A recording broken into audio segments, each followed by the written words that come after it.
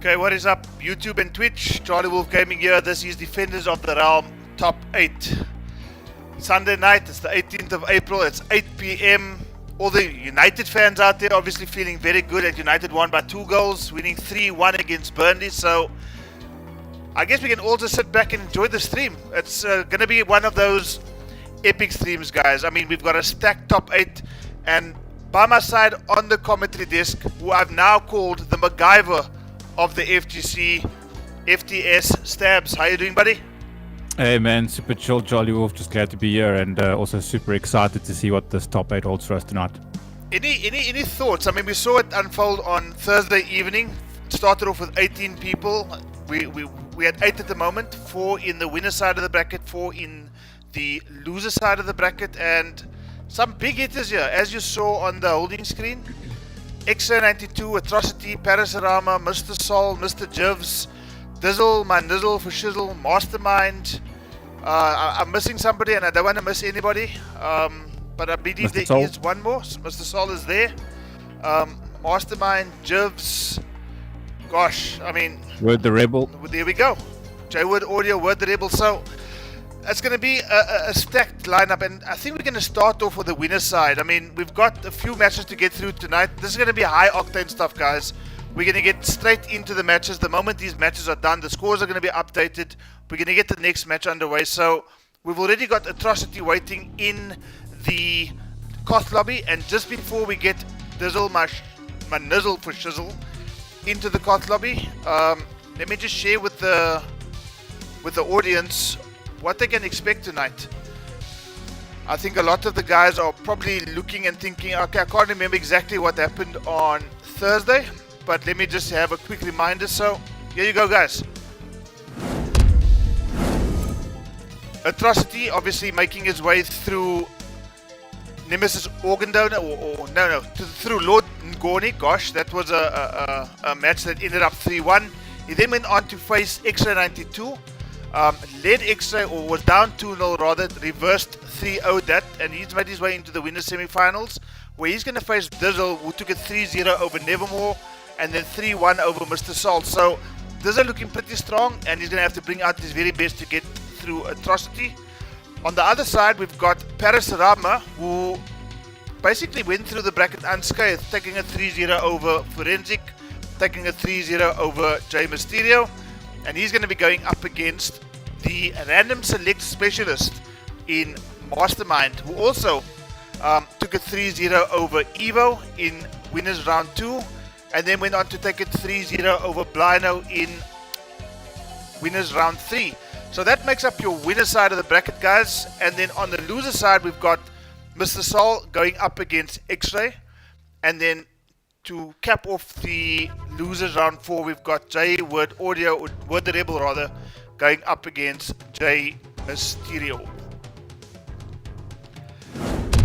So Stabs, I don't know who your favorite is for the evening, but I mean, this can go either way. We've got some heavy hitters, as you indicated before, and let's just get straight into the matches and see how it's all going to unfold tonight. Yeah, I don't actually know who to root for, but like you and I, we did a count earlier of the 24 matches or sets that were played for Thursday night. 14 of those matches went 3-0. Wow. I don't think we're going to see the same trend tonight, because everyone right now, I'm sure they're ready to play and ready to kick some ass, but I'm excited, so I think we should get right into this. Yeah, so if the invitation can go out to Dizzle, my Nizzle for Shizzle, Atrocity, as I said before, is waiting in the lobby, so we can get straight into these matches. Atrocity with a little cool emoji there. You can just let me know when the invite for Dizzle has been sent, and then we can get ready to get into this first match. I think I might have missed him on my friends list here. Actually, I don't think I have him. Okay, let's just see if I've got him. I've got him. In fact, I've just sent you an invitation now. And I just added him on Steam right now as well. Okay, so he should be in here shortly, guys. We're going to get into this first match right away. Like I said, it is 8 p.m. on a Sunday evening. I know you guys, after having whatever kind of weekend you've had, must be looking forward to just chilling, and what better way to chill than with your cell phone, watching some CharlieWolfGaming action on a Sunday night. Defenders of the Realm PC Edition Top 8 finale happening this evening. Atrocity versus Dizzle, my Nizzle for Shizzle, aka Dizzle. Yeah, can we call him Dizzle for short? Because the entire name is just a bit of a tongue twister. Yeah, no, I've resorted to that as well. I've tried it for the first couple of streams to name, just call him by his entire name. Didn't quite work out. No. And if you're wondering, guys, why I call Stabs the MacGyver of the FGC, for all of those not so young guys who remember MacGyver, who would take shit and turn it into something that can work, that's Stabs. Toilet paper and toothpicks. He will take Shao Kahn, he will take Robocop, he will take the shittest of shit characters and equip them with their shittest moves and end up, making it work. So, Stabs, you've been renamed. I guess I'll accept that. But going into this first match right now, who are you rooting for, Charlie? Who do you think's favourite to take this one? I think on paper it will probably be Atrocity, but I think for the fact that Dizzle has made it this far, he's probably going to spring a few surprises. So don't be surprised if Dizzle takes Atrocity all the way down to the wire. But at the same time, it has to be said that this is Atrocity's, this is his home. He plays on PS4 and he's done really well on PS4, but this is Atrocity's home, the PC. So that might not bode well for Dizzle. I guess only time will tell. We're just waiting for Dizzle to make his way into this lobby so we can get this first game underway. But Dizzle being the Raiden loyalist that he is, for as long as I've known him in the Steam community, he's always only played Raiden. I don't think I've seen him play anyone else. He does have a few other characters, but in terms of just playing comfort with character, it's no one else but Raiden. And I'm sure that's exactly what we're going to see tonight. If we end up seeing him at all, because it looks like he's taking his sweet time. Nope, he's there. In fact, Stabs, can you believe it? These guys are already going.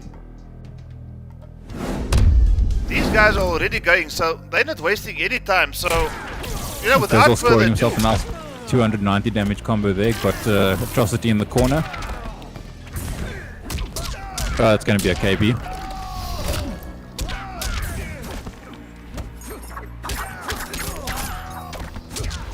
it's almost as if Atrocity is just waiting for some micro movement from Dizzle before he decides to go low or high. But apologies for that, guys. I mean, these guys started the game without even realizing that it started. So Opening up the first match with a Mercy already.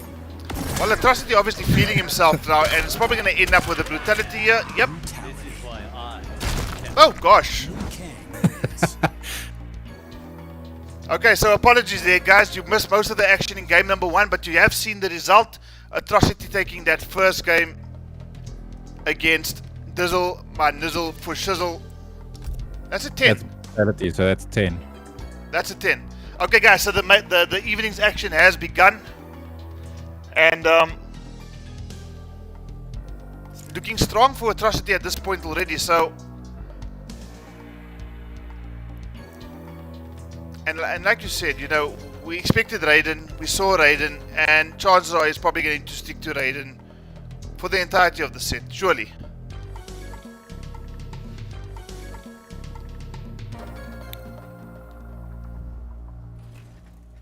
Round 1. Fight.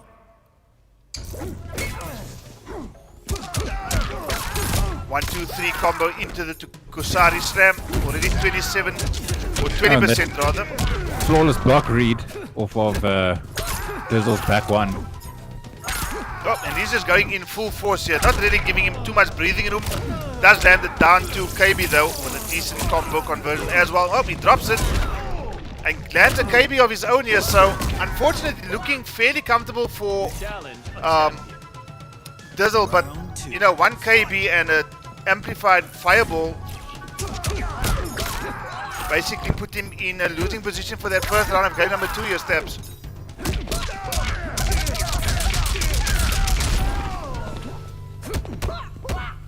Atrocity not giving Dizzle any sort of breathing room here. I don't know what Dizzle's going to have to do to make a comeback here, or change up his game plan maybe, and get into this fight. Not looking like he's doing too well at this point in time.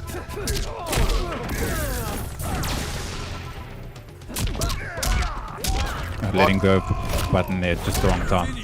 And that's Match number 2.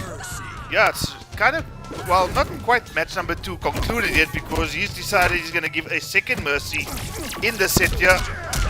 Don't think it's going to make too much difference though. I wonder if it's brutality hunting. Yeah, I think he is. Yep, he is brutality hunting. This is why I Ran him out of his skin. Well, that's 2 brutalities, 2 victories, 2-0. I guess we might see another 3-0. That'd make it 15 total for the entire tournament. Well, Atrocity looks like he came to play MK11 tonight, isn't it? Hmm.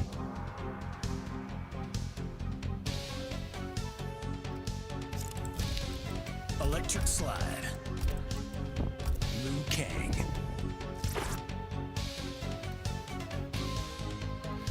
Okay, Atrocity leading Dizzle by 2 games to 0 now, and again, no character change, which is what we expected.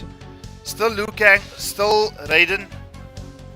I see he's using the nunchaku stance, which gives you the low or the overhead option. Both of them being very unsafe on block, but In you know, fact, he's so well that Dizzle just not getting a chance to punish those. the low is actually the safe option of the 2.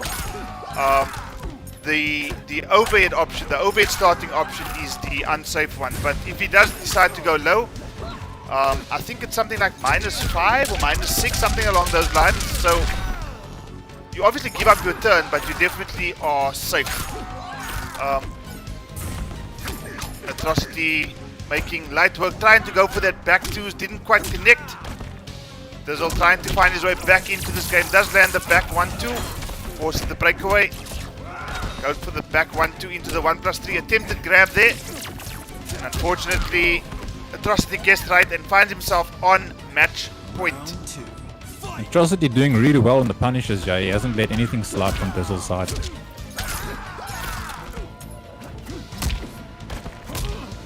When there's a chance to punish something unsafe from Raiden, then Atrocity's in there and he cashes out on his damage. Okay, he just decided to down 2 out of that forward 4 string. Both characters trading, unfortunately getting a bit trigger happy on that Thunder Wave. 1, 2, 3 into the Kusari Slam. Micro ducks, the Duck over there. attempted grab here, and Atrocity looking on good form at this point.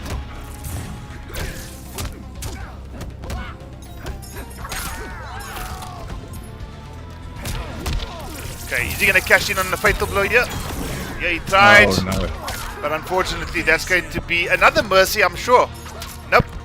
Atrocity says, you know what, enough is enough. He's not going to earn the 10, but he does earn himself a 3-0 victory to start of the evening. Stabs looking quite comfortable for Atrocity there. Very comfortable. I mean, that's the first 3-0 for the evening, and we might see more, but we'll have to wait and see. I feel like Dizzle could have taken that round if he hadn't done the forward 4 into Fatal Blow instead of just doing the Fatal Blow straight off the jump-in punch. Because I see Atrocity broke away there, so he could have scored all that extra damage to close out the round and maybe put himself back into the game.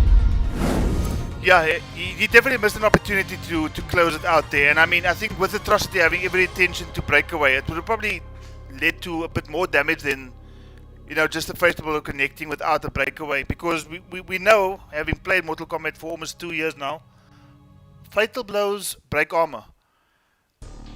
And during a Fatal Blow, it's just going to do more damage. So I think the wrong decision by Dizzle to try and, you know, maximize the damage by just extending the combo. But, you know, be that as it may, 3-0 to Atrocity to start of the evening and looking quite comfortable. He's obviously, like I said, come here to play MK. He's put himself into the winners finals with that victory, where he's going to face the winner of the next match, being Parasurama and Mastermind. I'm not sure if you got those cats on your friend list, Stabs, but if you do, I do. I shall send them invites real quick. Send them invites and we can get straight into the second match. Now Is it Mastermind and Parasurama? That is correct. So Atrocity, guys, moving into the winners final, where he's going to face the winner of this next match between Parasurama and Mastermind and Wife. Year after, before we get into the winners finals, we are going to play our losers round 4. Mr. Solomon's going up against X92 and Word the Rebel going up against J Mysterio. After that match, we'll obviously have to say goodbye to 2 of the 4 competitors in that match. And then thereafter, we'll make our way back to the winners final, which I'm sure is going to be an absolute humdinger, irrespective of who Atrocity end up facing in that particular match. Yeah, I'm curious as to who Mastermind is going to go for. I mean, he's got such a wide selection of characters that he plays really solidly. So it's going to be quite interesting to see who he goes for in this top 8. Going for the Shang Tsung pick right off the bat. Not even thinking about it, just straight to Shang Tsung. And likewise, it has to be said for Paris Rama, without even thinking about it, straight to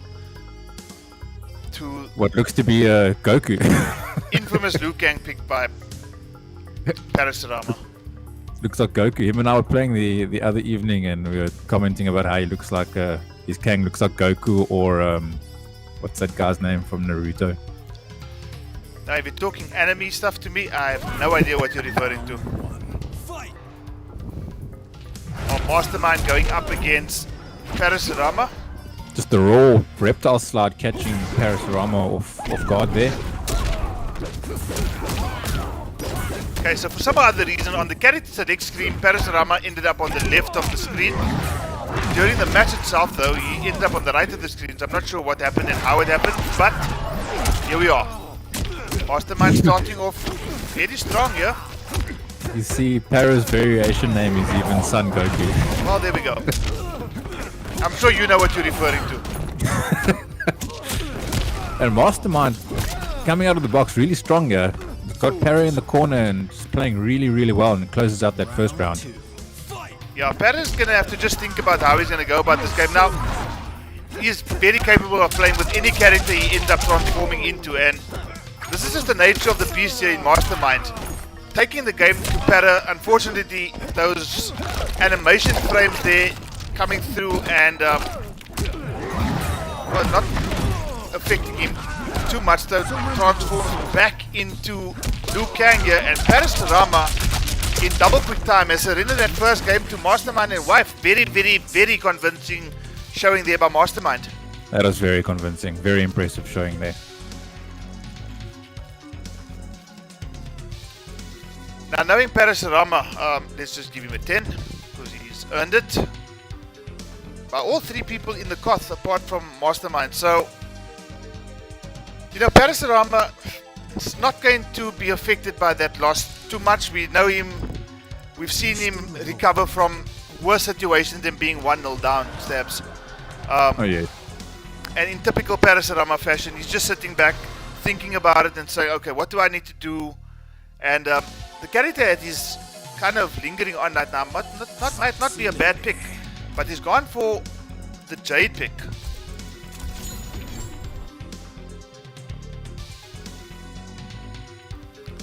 Now, what do you think the reason is for this particular pick here, Stabs? I'm not too sure. I see Mastermind does have the smoke parry, so any of Jade's zoning won't necessarily work too well. We will have to see what Para's game plan over here is. Maybe he's planning on pushing forward with some extreme pressure. We'll have to wait and see here. A very interesting costume here by Jade. Great spacing there by Paris Rama. Only a 21% combo. I think Para's going for the pressure game plan.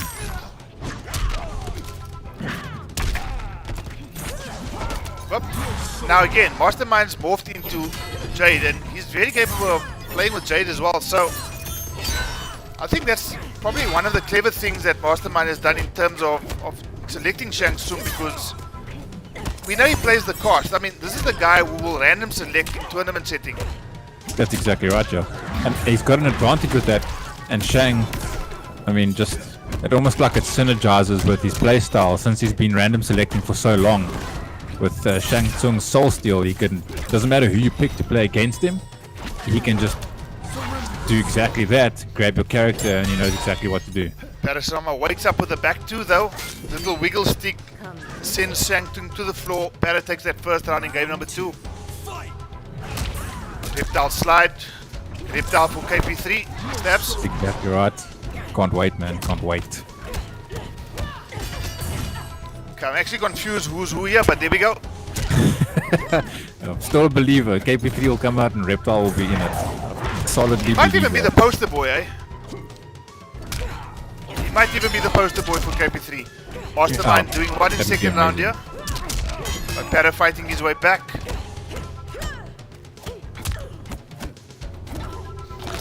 That's the reverse grab, puts Para into the corner here. Wake up. Wake up three. Ooh, and that's going to close the round, surely. I think this might just do it. That should close the round, putting Para on the board. Or will it?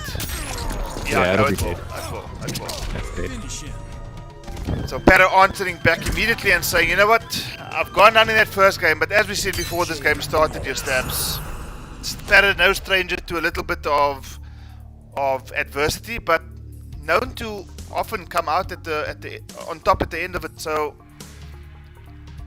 not anything less than we expect from Para, is it?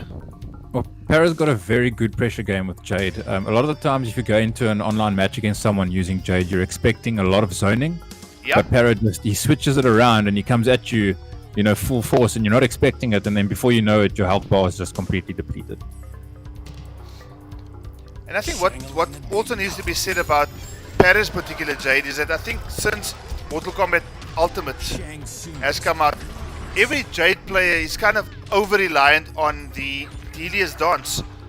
Now, I'm not sure if Para even has it equipped, but if he did, it's not something that he used too often. He does have it, but it's not something he used too often in that last game.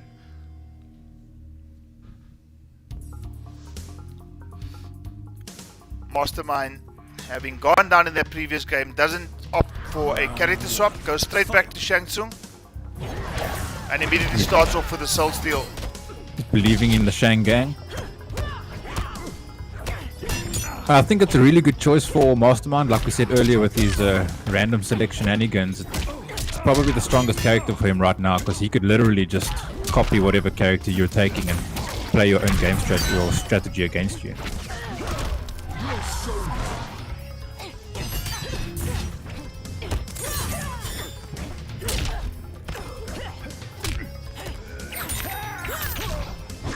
Very Bilal, smart Brian from Luke, Paris to grab. Kruti, Organ Donor, Andy Otam, Sanazuki. I see you guys all. Katlejo, the second chosen one, he's here as well. Thank you so much for tuning in, guys. Parasarama, after going down by 1-0, looking to have found his feet now, Stabs. And that's going to close the round. Down 2 from Jade. Finishes it off.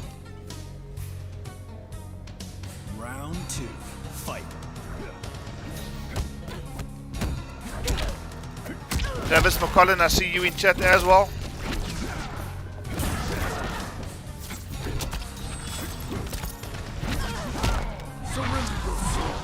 Okay, again, yet another soul steal here. Has a slight damage buff with that soul steal. Didn't last too long though, and Para capitalizes with a nitro kick KB. Wake up back into the pole vault. 3-4-3 into the Delia's dance. Mastermind trying to return the favor there. Slight lag spike there. Not anything to be concerned of, I don't think. Some plus frames there for Mastermind. And this might just do it. No, Para decides not to do it. Oh, getting caught by that Corpse drop. corpse drop. But Closing that round out, making nitro it kick from 2-1. downtown, and Para suddenly leading by 2-1. So the question you have to ask yourself now, Stabs, is does Mastermind persist with the Shang Tsung pick, which clearly worked against Para's Son Goku, but does not seem to be doing the job against a very, very pressure-heavy Jade? I think what might have helped Shang do really well against Kang in that first match was Kang doesn't really have any far-reaching mids, whereas with Jade, with her pole, she's got a lot more neutral moves that extend outwards, like far-reaching mids, and far-reaching moves that kind of, you can catch Shang at his comfortable distance where he likes to play, that mid-screen kind of footsies. Yeah. Kang doesn't really have any of those unless you're willing to do some YOLO fly kicks, 10 frame fly kicks or whatever it is. Like my esteemed colleague does here on the other side of the commentary desk. Yeah, absolutely, 100%. 2-1 to Parasurama. Mastermind is now gone for the Shao Kahn pick. Now he's got Shao Kahn on his combat card. So is this to say that this might actually be his main character amidst all that random selects? So it must be said, Stabs, it's not too often that somebody's going to put their tournament life, or at least one of their tournament lives, on Shao Kahn. Unless they're really comfortable that Shao Kahn can do the trick. Well, see, this is the thing that I was just saying. Shao Kahn has got way better range than Liu Kang does, as well as, well, not as well as, but you know, kind of more evenly tied up against Jade with her far-reaching normals. So Para obviously doing really well in this round, but he still needs to be careful of like that Shao Kahn back 3 or that 4-2, for example. Not looking to do the trick either here against a very comfortable looking Jade at the end of it all. So would this be Para's go-to pick when it comes to high pressure situations in what is looking to be a spot in the winners final? Unless Mastermind has something to say about it. So Mastermind using those plus frames off the forward 4.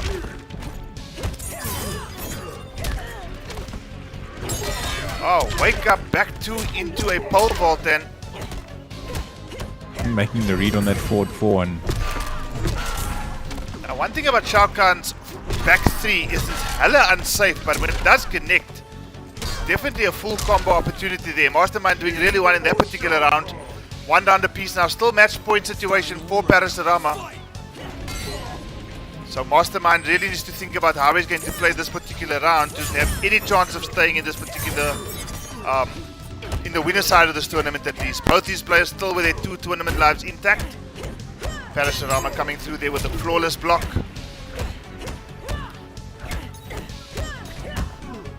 Constant pressure being applied here by Parasurama. That's more plus frames there. Catches Mastermind pressing buttons. Mastermind's looking a bit befuddled here, I must be honest with you, Stabs. not too sure what to do against this Jade pressure right now. Yeah, completely unsure. Finds an opening, forces the escape. Oh, Down catches to the down 2 crushing blow. Doesn't convert for a full combo. 290 still something though.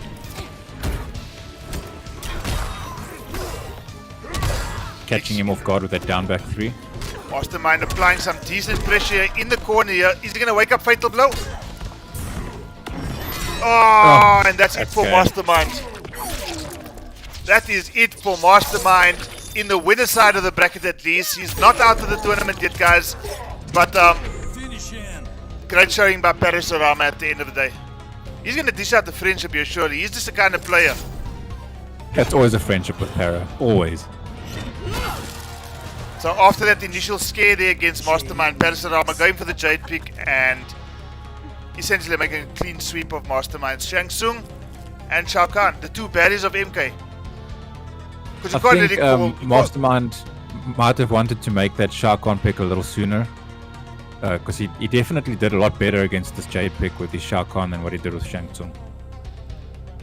Or at least I think so. Yeah, no, I mean, there was a time, especially in that second round there, Stabs, where it definitely looked like Mastermind was going to, or has found some sort of way to get back into that game. But, you know, playing against a high IQ player like Parasurama, it's not over until it's over. And unfortunately, Mastermind now down to the loser side of the bracket.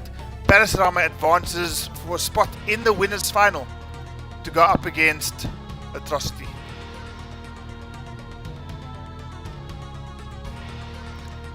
Any surprises in that winners side of the bracket there, Stabs? Or is Atrocity and Parasurama we ultimately anticipated being there at the end of the day? I think it's going to be a strong chance of either Atrocity versus Para, or it's going to be Para versus X-Ray, or X-Ray versus Atrocity. Well, it's going to be between those 3, I think.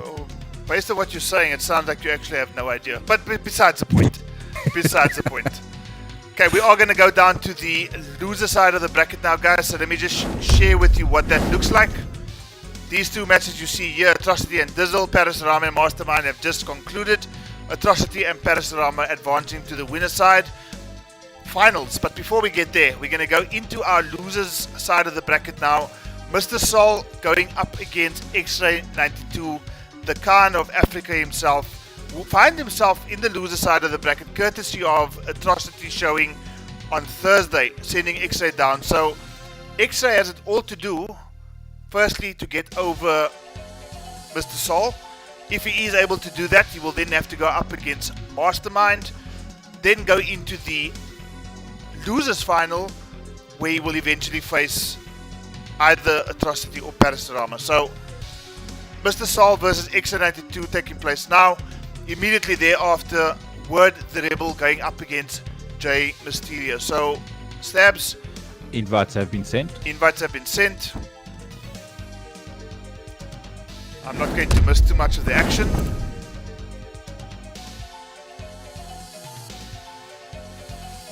Okay, loser side of the bracket about to get underway.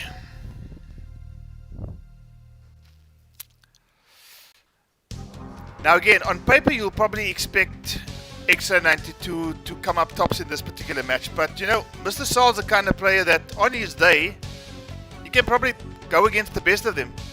And definitely in XO92 he's going up against one of the best of them, so he's going to have to bring his A game here tonight, Mr. Solomon. But if he's able to do that, this might be quite an interesting encounter. Indeed, no, we're definitely going to see a good game here. And Mr. Sol, I've played quite a few rounds against him recently, and he's a very patient player. Like he'll wait you out to make a mistake, and then he'll capitalize when you press buttons or you make a mistake. Then he cashes out for his damage. Very patient. So I'm quite keen to see what he does against Mark the Shark over here.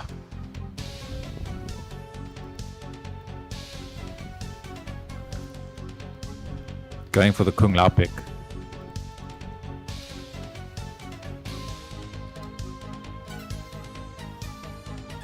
I haven't seen Mr. Sol pick anyone else other than Jax and Kung Lao. I don't know if you've seen him maybe use other characters, Charlie.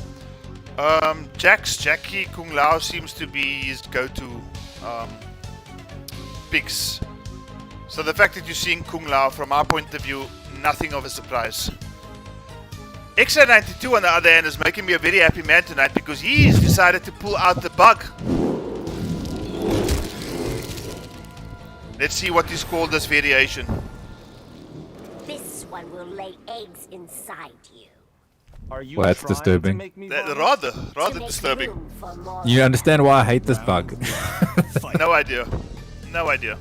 And look at the variation name. For the For Wolf. the wolf. Nice.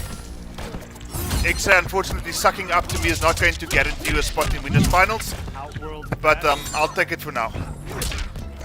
Good start here by Solid though. Already down almost 50% health bar. Okay, so he's got the bug drop, the Slipsatera, as well as the Widow's Kiss teleport.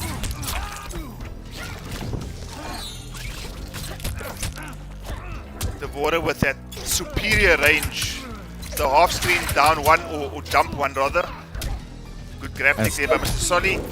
It's such a difficult opponent to try and throw. I'll tell you that much. Ooh, and finishes off that first round with the standing 4 into the anti-air grab, I guess. First round goes to Mark the Shark. Solly that can go block at that last second. Solly with a Solly special there. Teleport out of nowhere. Keeping the pressure going with that Z-hat. Again, about 50% gone already. Just missed out on that Widow's Kiss. Oh, and X-Ray knowing the string over there. Some good matchup knowledge coming through. No, definitely.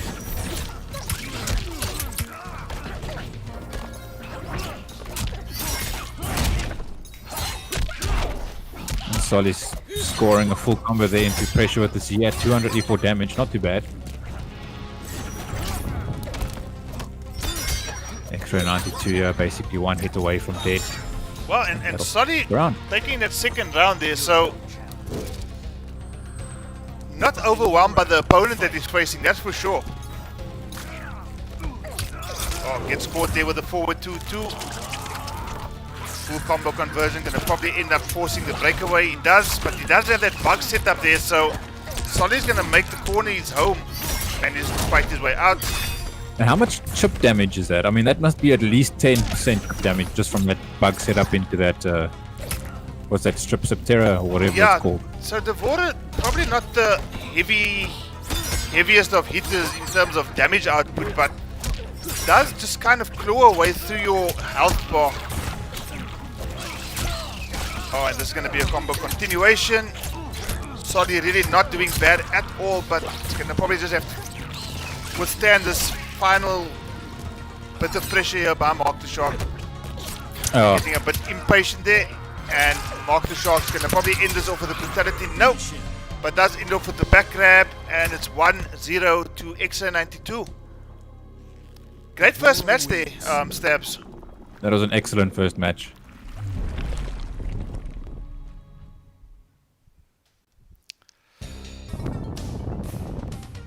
I wouldn't say tournament nerves are getting to either of these players. They're both looking very comfortable with their picks right now and punishing what they should be punishing and just, you know, playing really, really well all around. Illusions Extra92 up 1-0 here against Mr. Sol. And again, no surprise here, Stabs. He's gone straight back to the Kung Lao pick, which I think is the right decision. I think so too. He's doing very well, Kung Lao.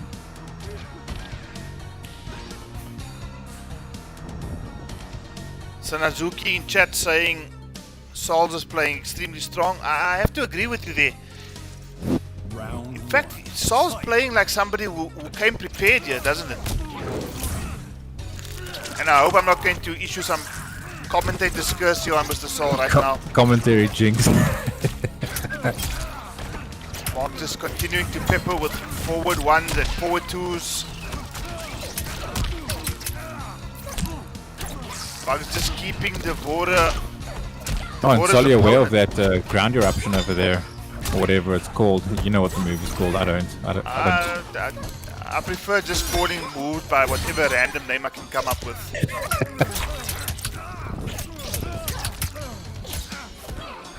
Oh, great grab pick again, trying to answer back with the forward two. Solly blocking that ovipositor rush or capito rush, whatever it's called, but takes the first round with about 65% life intact, so much more comfortable there for Extra92. I'm telling you, Charlie, that Mr. Sol is almost impossible to grab. Almost. Speaking of grabs, Mr. Sol dishes out one of his own. Getting a full punish over there. 27%, not too bad, but Devora answering back with a combo of her own. He's going to probably swap positions. Does exactly that. Now that's the mind game that Devora has. You know, she can condition her opponent to believe that she's going to amplify. Ooh, crushing blow connects.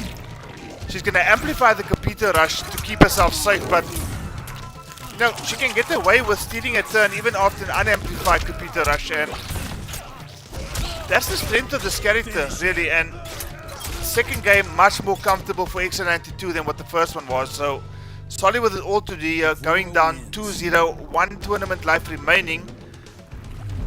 And he has to turn this around to have any chance of staying in this tournament, Stabs. I think even if he had blocked all of that pressure in the corner there, he still would have, X-Ray still would have taken the round there. That Devora does so much chip damage with that bug set up into the, what did you call it? Those strikes, Capita rush or something. Rush, yeah. Yeah, the amount of chip damage that dishes out is just ridiculous. Well, I'm glad to see Solly still sticking to Kung Lao though, and you know, I think out of all the characters that Solly has kind of picked up of late, he's played Jackie for quite some time, but more recently he's played Jax, and he looks fairly comfortable with Jax. But if anybody was to think what character Solly was going to take, it has to be Kung Lao, surely. And he's probably just taking some time to think about, you know, how he approaches this match. And it looks like he's gone for the Jackie breaks pick. Making the switch. Now, You know, before the introduction of Ultimate, it's quite funny because obviously everybody was talking about upgraded Jackie. And I see Solly hasn't even equipped the Bionic Bounce, but Devora was actually on paper a good match for, or a good, yeah, good character selection for the upgraded trick. Solly opening things up here with a grab. Down one into that rush again. Marco ducking that grab. Okay, so he's got the cybernetic override, that little cancel there.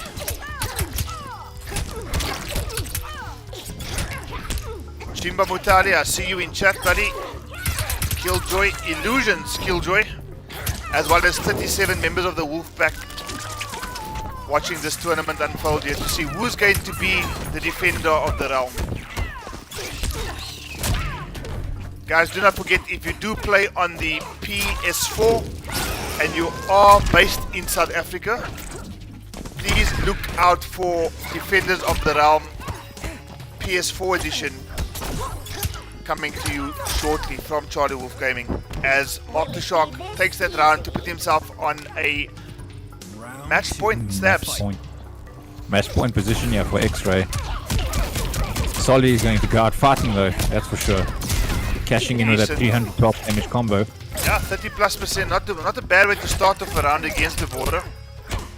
Now you see that computer rush is -15 on block, but because he's probably being conditioned as Solly to believe that Mark the Shark is going to amplify that, Mark actually ended up stealing his turn back. Such a fascinating character design, and I think that's the reason why I enjoy playing the character so much, Stabs. She's just been designed in a completely different way to so many of the other characters on the cast. Yeah. In an annoying way. If you're the opponent, for sure, and I think Mark the Shark has just cashed That's out. going to close the round out. Well, down to crushing blow into a fatal blow, and Mark the Shark ends up taking this game 3-0, but probably one of the most tightly contested 3-0 victories, especially with that game 1 there, Stabs. Indeed, this 3-0 will make it the 16th 3-0 match or set since the start of the tournament on Thursday. Which is kind of crazy. I don't think I've ever seen that many 3-0s in my life in a tournament. Yeah, it is quite a lot. Well, speaking of the 3-0, let's just update the score there in the bracket and actually get, the moment these guys leave the Koth Stabs, you can get our 2 next guys in. Word the Rebel going up against Mr. Jivs, aka J Mysterio. I'm sending those invites out right now. So XA advancing to the losers semi-final, where he's going to go up against Mastermind. Before we get into that though, we've got Word the Rebel due to go up against J Mysterio now. These guys would have played each other various amount of times, whether it be in Combat League, whether it be in private 1v1s, whether it be in random Koths. They probably know each other quite well. Both of them obviously play Kotal Khan. Jivs has quite a few other characters, but so does Word the Rebel, and I believe of late he's been dabbling in a bit of Rambo, another one of these guest characters that I just can't fucking stand, but that's just me.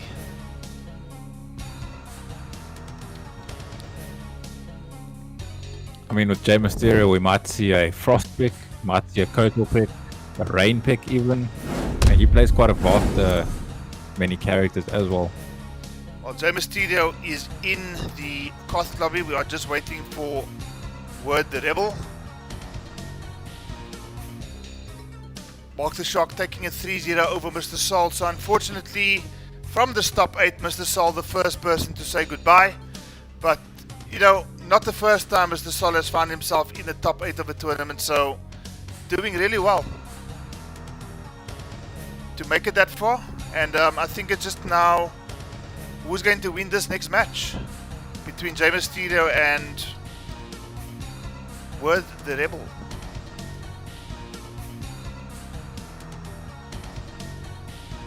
Okay, J Mysterio, as I mentioned, in the lobby already.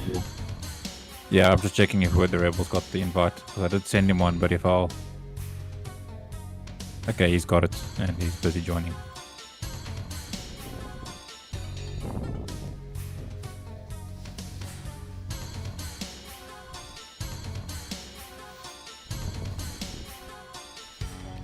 Okay, he's entered the Koth lobby, so we're about to get into the second match on the loser side of the bracket. Jay Mysterio going up against Word the Rebel. Who is that character on Word the Rebels combat card? I just missed it now. But the character that you see him choosing, none other than... Does anyone in the chat not-so-true know? I suppose no one in the chat can see it either. Well, they can rewind the stream. Well, we got a Kotal mirror here. Stabs, if you can just handle the commentary for a second. I'll be back Sure with thing. you shortly. Are layers still even a thing? Jay Mysterio making the switch from Kotal over to Cabal.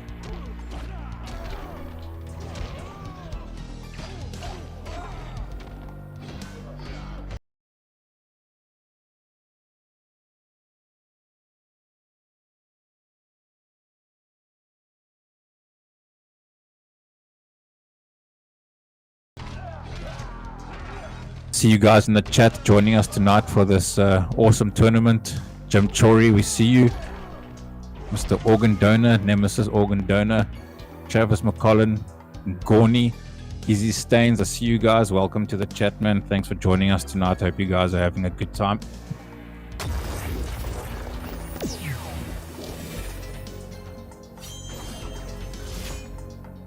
Surrender, and death will be painless.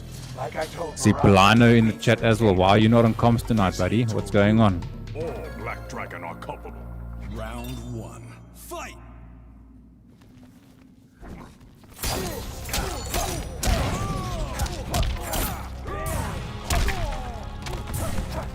Jay Mysterio opening up the match with a nice 290 damage combo there. Now, I've spoken to Jivs quite a few times, and I mean, I must be honest with you. My personal opinion, Cabal, probably not his strongest character, but he seems quite comfortable with the character, and so comfortable that he's named his character Groot Ballas.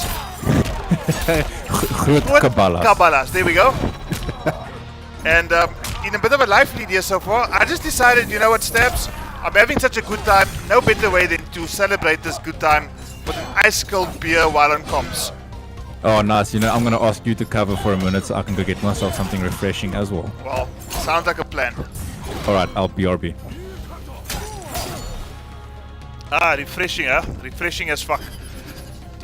Groot Kabalas taking the first round in this losers round match. Loser of this match is unfortunately going to have to say goodbye. He's not going to be crowned the defender of the realms. Still very early in the set though, as Cabal peppering Kotal in the corner here with that back one. Lands another forward grab, keeps in the corner yet again. Down one, check into yet another forward grab. Out of range from that up to wake up. Word the Rebel looking to be struggling against Mr. Jivs over here. Sorry guys if I keep referring to this dude as Mr. Jivs because I'm not sure that was the correct decision there by Jaywood Audio. There was a crushing blow opportunity which he didn't cash out on. Ends up with a low. Tries it again, but no. The 1-1-1 connects. And Jay Mysterio takes the first game.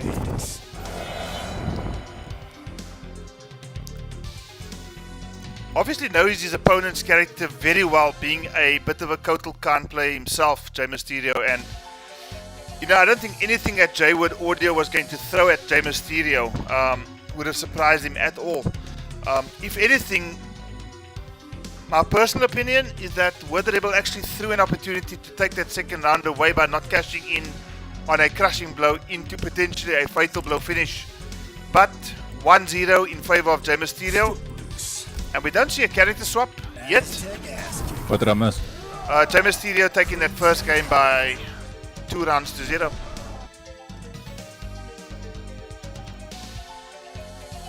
Two matches to 0 or 2 rounds, 1-0 at this point. the 1-0, okay.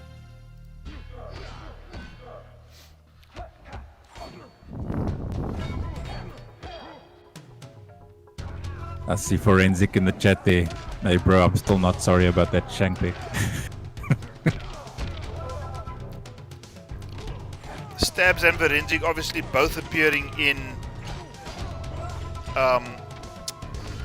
the pools really of Defenders of the Realm on Thursday.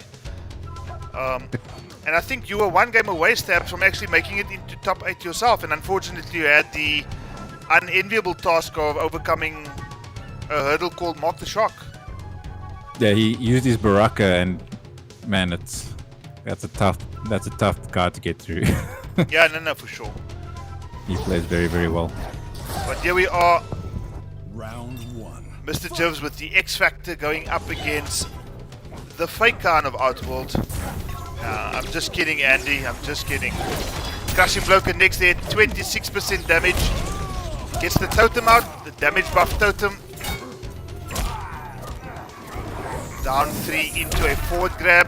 A slightly buffed forward grab there. Instead of 130, doing 156. Also really good long-reaching normals as well.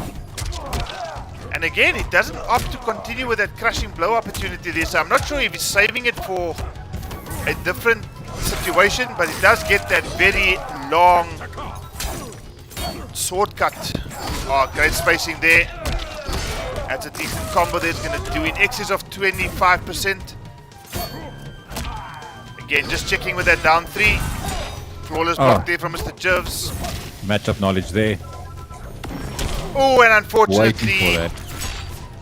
the recovery on that Praise the Sun move from Kotal Khan Stabs is so diabolical that it's basically asking the opponent to toss a projectile, or in the case of facing Cabal, going for a full screen fatal blow. Round 2. It's got terrible recovery frames. Great matchup knowledge again.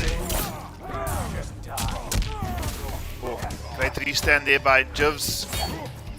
Again has in the corner, and that 1-2 down 2 is going to end up being a crushing blow, 29%. Jay Mysterio looking to close this round out very quickly, making it 2-0. Yeah, and that's the kind of game that he often plays. I mean, we know that he's got great understanding of the game, and lands yet another crushing blow. Are we going to see a brutality? Yes, we are. Can anyone stop me? So Jay Mysterio looks like he's on a roll here. he does, and I mean, as we just heard Cabal ask, can anyone stop me? It doesn't look like Word the Rebel's going to stop this steamroller of a character called Cabal. No, and we might see our third 3-0 for the night as well. I'll give him a 10 for that brutality. Yeah, no, that's a must on CharlieWolfGaming. You know that by now, don't you? And ask me where that came from? Blino.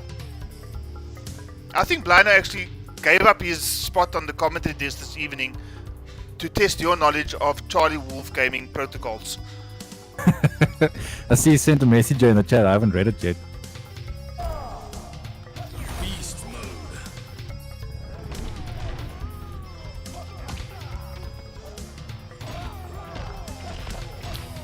Easy Stains, another one of the competitors from Thursday, Ngoni, the false Godlord, also competing and falling very short of living up to his godly status.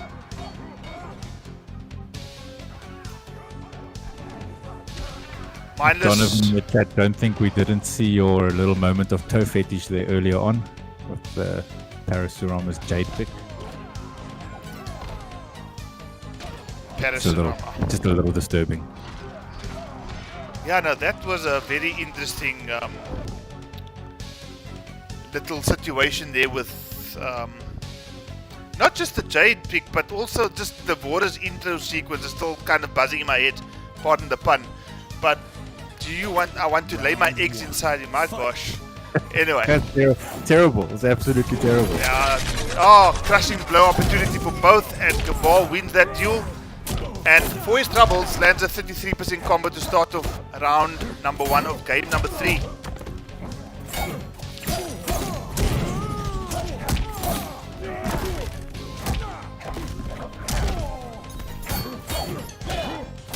Short hopping in the corner here as Word the Rebel in all sorts of trouble here. I think J Mysterio actually heard me say that Cabal's not one of his strongest characters and just said, well, if that's the case, Charlie Wolf, let's just have a look here. Have a look here and see. Yeah. Looking to close this match out in double quick time. Yeah, and if it does, it has to be said that it's going to be an extremely impressive showing here from Mr. Jivs.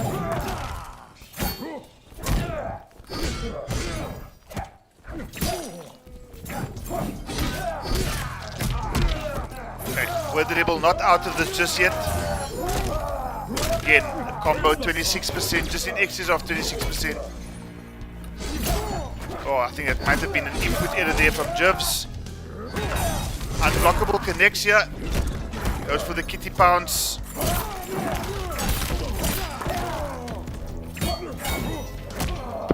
Down 3 checks. Ah, Jivs aware of it now, but he still gets caught. Second hit of that string. Word the Rebel not out of this yet as he closes in to take that second round here in game number 3. So both characters still have their fatal blows in check. And I think Word the Rebel just needs to play this quite just needs to think about his options here. I mean, it's the first time we see in the match. Great spacing again. Oh, this is looking good for Word the Rebel. Just taking about 50% of Jivs' life. Using that forward 2, advancing normal a bit more as well. But does find himself in the corner now, Stabs, and this could be trouble. Don't count Word the Rebel out just yet. He's still got a good chance to bring this back. Restand.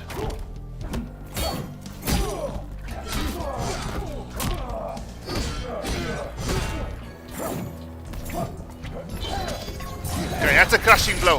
Sun, put out the sun. There we go. Whoa, crushing blow. Straight into a fatal blow. Okay, so maybe that wasn't the best call from my part there because Word the Rebel might find himself in a life deficit now. And this is squeaky bum time for both players. Wake up, fatal blow. Nope. Great grab tech there. Great tech. Oh my goodness. NRS, why did you do this? Again. Ooh. Oh, the unsafe stuff. Oh, and Point Word blank, the but he Rebel. closes that round out with the back 2-2 out of nowhere. Now this is the part that's quite interesting now because history will tell you that when Mr. Jivs finds himself under a little bit of pressure, he often finds himself throwing away games from winning positions. And I mean 2-0 is a winning position. Word the Rebel kind of slowly clawing his way back into this match now, and are we going to see the pressure start to mount for Mr. Jivs? Is he going to go for a character swap? Is it going to be an informed character swap? Oh, keeping with Cabal. Groot Cabalas it is. I was half expecting a frost pick over there actually. I wouldn't have Maybe been surprised. even the Kotal Mirror. Well, I think in all honesty, he was considering the Kotal Mirror at the start of the set. He opted against it, and I think maybe he thinks that Word's Kotal might be a bit stronger than his. Hence the Cabal pick.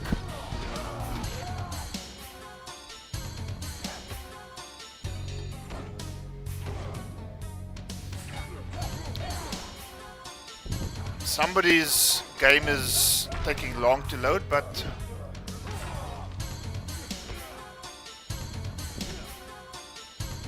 I think we'll see that loading screen appear fairly shortly, Stabs.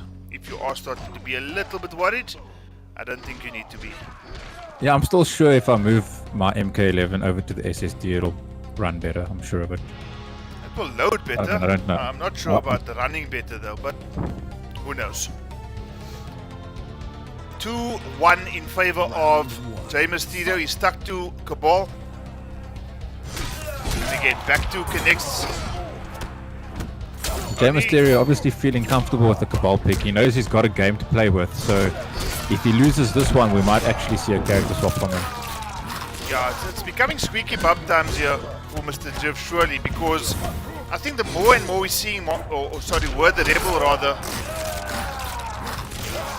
finding his way into this match, he's just starting to look a bit more comfortable now. Scouting that unblockable, landing a combo 21%. Oh, that's unsafe. And again, I think he might be relying on that unblockable a bit too much here, Stabs. Ooh, that's going to hurt. No crushing blow. Doesn't cash out on the KB just yet. Oh, Maybe only saving a it for the grab second. punish. Only a grab punish. Why? He had every opportunity there. Oh, and he just decides wake up fatal blow and connects. Catches Good just old wake pressing up fatal. buttons. Now this is what I was talking about, Stabs. You know, Jiv's in a bit of a pressure situation now and doing things that's a bit uncharacteristic. And it's not the first time that I've seen this, so Mr. Jivs needs to just compose himself. Oh, and he connects with a Compose crushing himself blow. into a blow. Yeah, no, that always works. Great start with around 35% combo. Add another 13% to that, that's almost 50% gone. Yeah. 10 seconds of the round Two gone. confirmed combos. And again, Yeah. he's over-relying on this unblockable, and Mr. Jivs is just completely aware of what to do.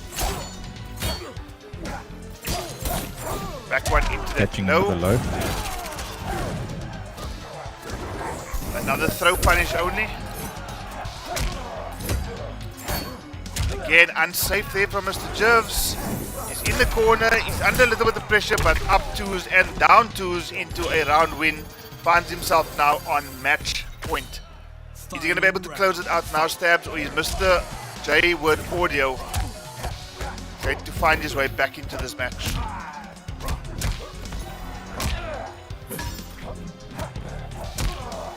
Trying to scout something there with the parry.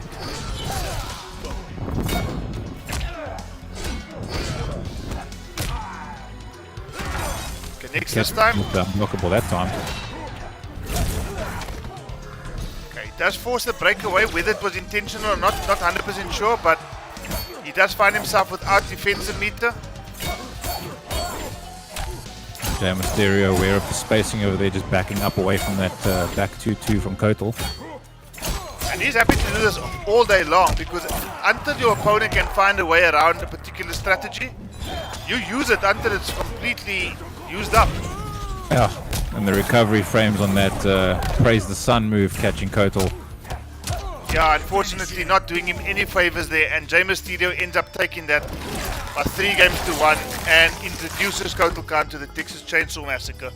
Yes, bringing back shades of Leatherface from MKX. Another dumbass guest character. But anyway. Another waste of a slot. Yeah, but you know what? I think MKX actually did quite well with the horror theme. This 90s action movies, Robocop, Rambo, Terminator. I would much rather have seen Reptile, Smoke, and Havoc. But that's just me. Maybe, just maybe, we'll see them in Combat Pack 3. Maybe. Oh, we're definitely seeing Reptile in Combat Pack 3. There's no arguments about that. He's confirmed at this point.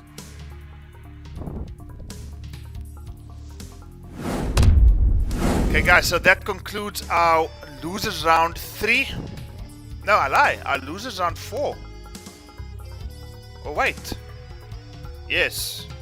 It does conclude our losers round 4 for the evening. Jay Mysterio taking it 3-1 over Word the Rebel. So the scores have all been updated. Let me just share with you what that bracket looks like. Okay, so there we have it, guys. We've got our losers round 5, our losers round semi-finals confirmed. X-Ray 92 going up against Mark the Shark. Jay Mysterio going up against Dizzle. But before that, we're going to have our winners final, Stabs. Atrocity going up against Parasurama. Winners finals. This is going to be fire. This is going to be fire indeed. And Parasurama, obviously having thought about this, who he's going to bring to the table. I mean, he's going up against an opponent who, as I mentioned, he's in his home ground now. He's in his territory. You know, on PC, guys can get away with a victory over Atrocity, but on PS4 rather. But on PC, he's just a different prospect. And we're going to see him go up against Parasurama, who's probably one of the smartest players in our scene. the quickest to adapt from what I've seen, and yeah, it's going to be quite interesting to see how this game goes down. Winners final, guys. Atrocity versus Parasurama, coming to you on Defenders of the Realm shortly. You want me to send those invites out right now? You can send them out right now. You'll have to send to Atrocity. I don't have. Alright. I don't have him on my list yet. That's cool. But I've sent one to Para already.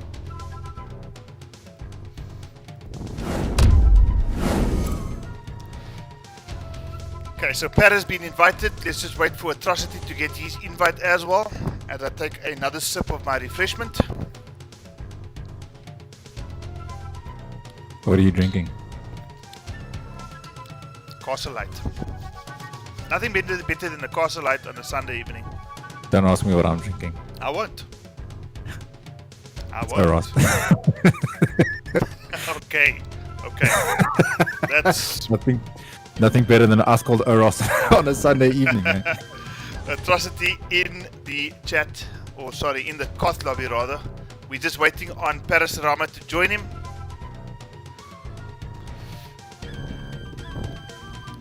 Cheers, guys.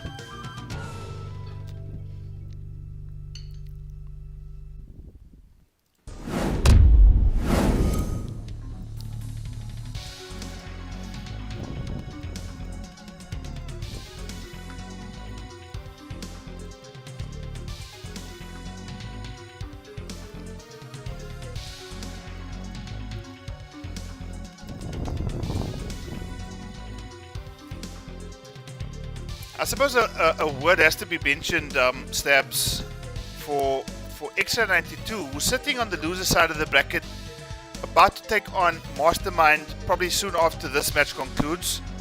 But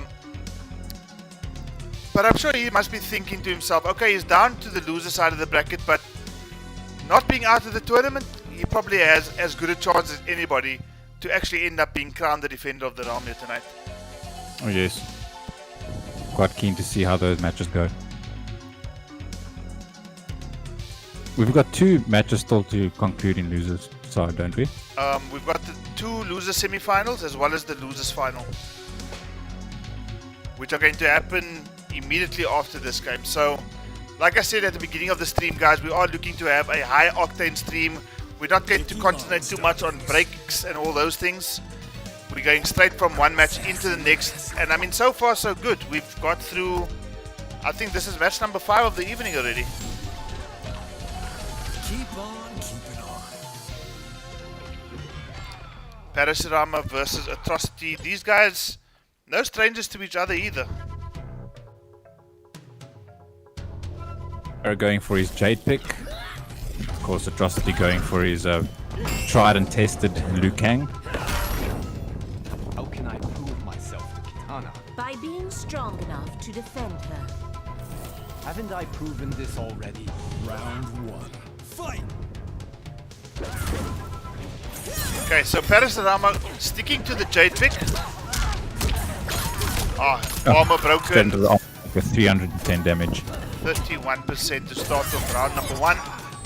Does land that amplified air glaives. Now, I'm sure that Atrocity would have thought about quite a bit of tech in terms of Jade. But you know, against Parasurama, it's always difficult to know what Parasurama is going to bring to the table here. Again, 29%. Both players on about equal life at the moment. Atrocity a little bit ahead. Well, pushing Para into fatal blow territory there. And that's exactly what he cashes in out now. It's not going to kill Stabs, but it's definitely going to put Para in a life lead. And hopefully just introduce a bit of pressure to Atrocity now to try and... Don't be surprised if we see a fatal blow coming out here by Atrocity. As I say it. Not The egg glaive. Finish it off with a forward 4.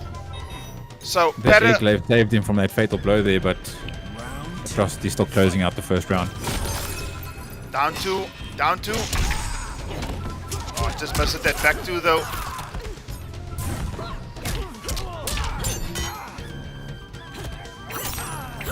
Parasurama looks like he just froze for a second there, but managed to get a back grab. Can corner pressure.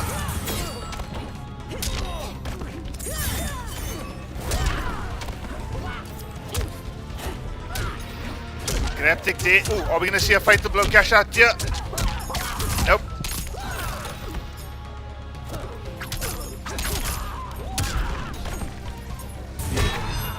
Wake up. This is squeaky bum times here for Atrocity and Parasarama. Not getting the punish off that amplified low. But the jumping 3 closing out the round for Para anyway. Closing it out indeed. One round apiece here between these two titans of Mortal Kombat. It has to be said, and I mean, you can just see the way these guys are playing. They're so focused on neutral, playing a bit of footsies. Atrocity going for some unsafe stuff there. Probably just getting a bit impatient there because Para's got all day. And he stormed into a 50% plus life lead here in round number 3 of game number 1. Can you believe it's there? We are only at game number 1 so far. That's crazy. Flawless block there from Atrocity. Atrocity with the matchup knowledge over there.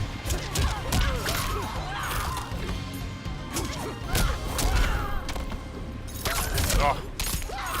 Raw Kusari slam amplified. Tries to go for a grab.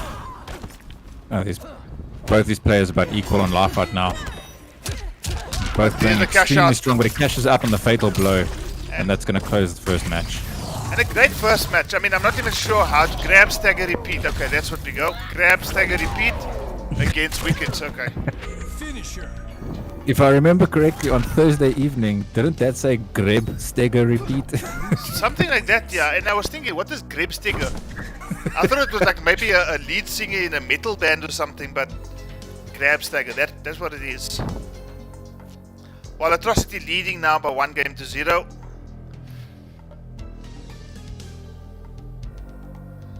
And as I say that, let me just update the scores for you guys.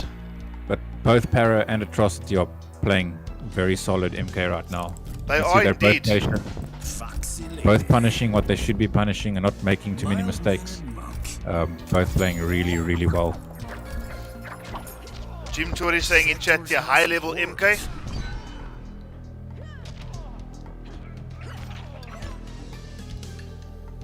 Grab stagger. Plattelandstaal. Jivan.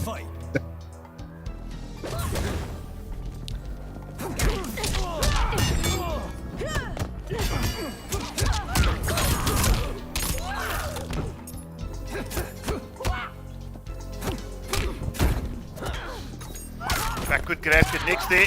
FTS Parasarama sticking with the Jade pick here, and I think based on that first game performance here, Stabs, definitely the right decision. Oh, wonderful flawless block up 2, I think it is.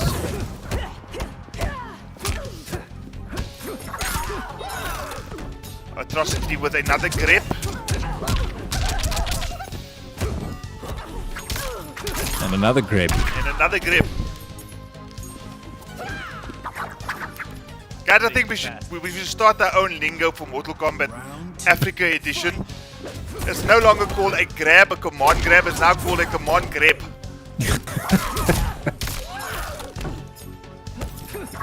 And Atrocity just repeating his command grabs in the corner.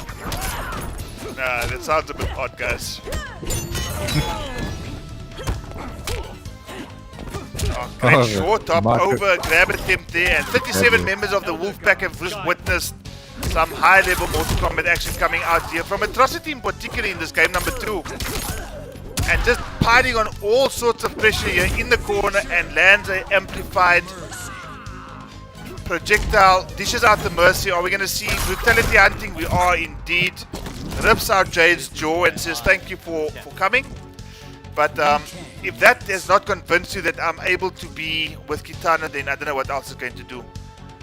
I mean, apart from the fact that he's won every other Mortal Kombat tournament. Katana? Well, yeah, didn't you hear the intro dialogue at the beginning? Oh, yes, yes. He said, what else must I do to prove that I can actually look after Kitana? And he just decided to rip out Jade's jaw so she can't ask him any stupid questions. Zaza in chat. Nah, that ain't Jade. It was Jade before the jaw went flying. Chosen dude. And now it looks like Parasarama is going for the Liu Kang pick. maybe looking to throw Atrocity off his game with the mirror match. I know mirrors are usually quite a weird thing to deal with. Round 1. Fight.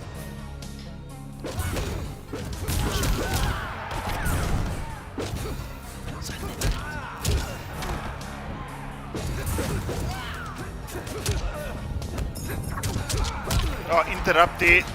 Now, Stabs, you play Liu Kang much more than what I do. That command grab, which I know you love command grabs, is it fake? Whenever that command grab comes out, is your opponent able to interrupt it? It's the stance. So what Atrocity is doing is he's going into his nunchaku stance and he's command grabbing from there. But yes, you can. If he goes into the stance from any string, you can interrupt the command grab. It'll be quick enough.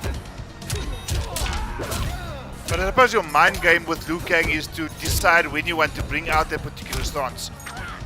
I mean, you can bring it out after forward 4, you can bring it out of 1-2, you can bring it out of just about any string. Para closing out that first round with a fatal blow. That's going to close out indeed, and you're kind of asking, is it going to close out? Yeah, okay, gosh. That'll definitely close out 38% there. Round 2. Fight. Okay, so good start to that game number 3 here by Parasurama with that Son Goku pick. We've seen him before he went for the Jade pick. Okay, Atrocity pushing Para into that corner.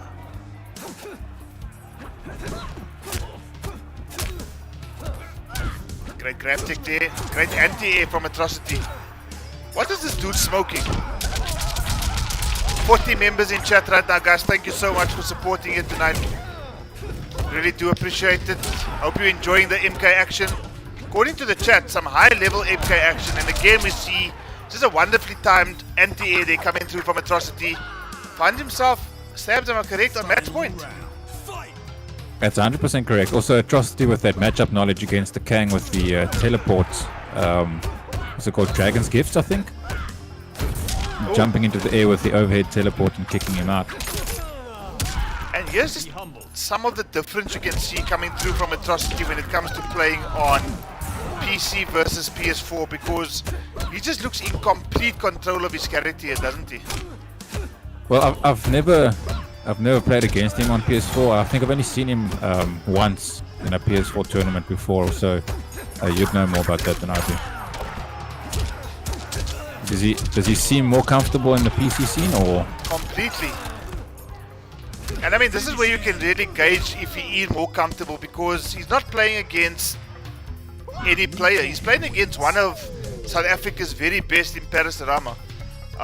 We've also seen him on Thursday take a 3-2 over X92 after going down by 2-0. So definitely looking extremely comfortable. So much so he's earned himself a spot in grand finals on the winner's side. So whoever's going to take him out has it all to do, isn't it?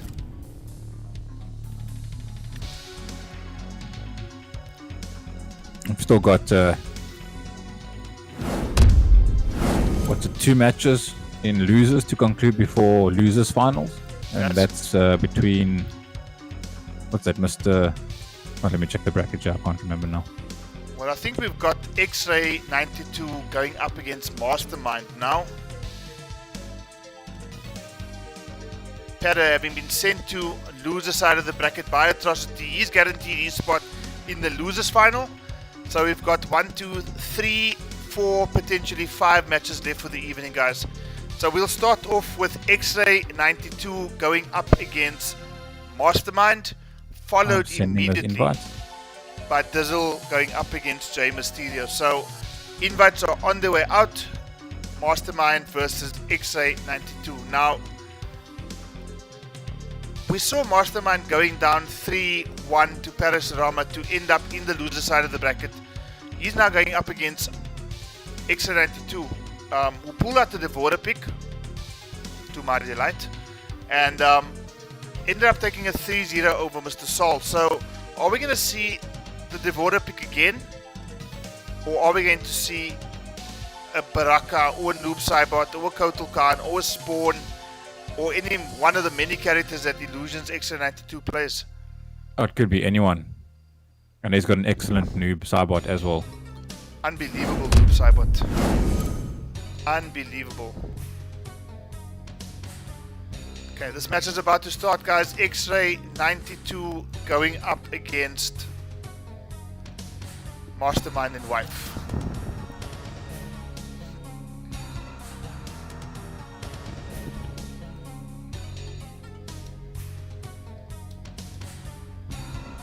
And there's the Devora pick.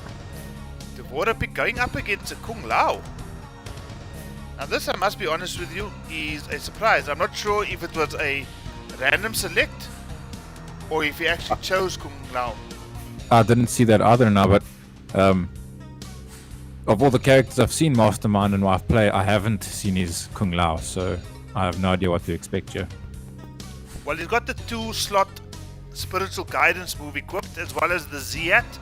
Round one. We've got a very strange looking Devora skin here. Looks like an ice cream. Rather frustrated Devora. All purple and shit. I find it quite odd that she's a bit frustrated, because just not too long ago she was talking about inserting eggs inside people, so... Inserting eggs into who was it? Mr. Sol, that would have probably been Kung Lao as well. Kung Lao, yes.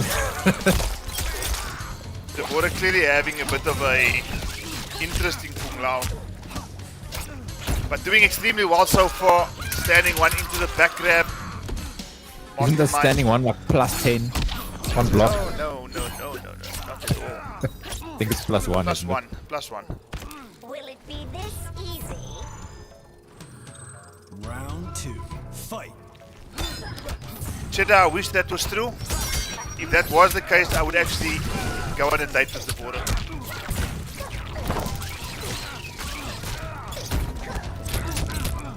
Okay, unsafe again. Devora without any meter, but Sol not aware and awake enough to actually find the punish.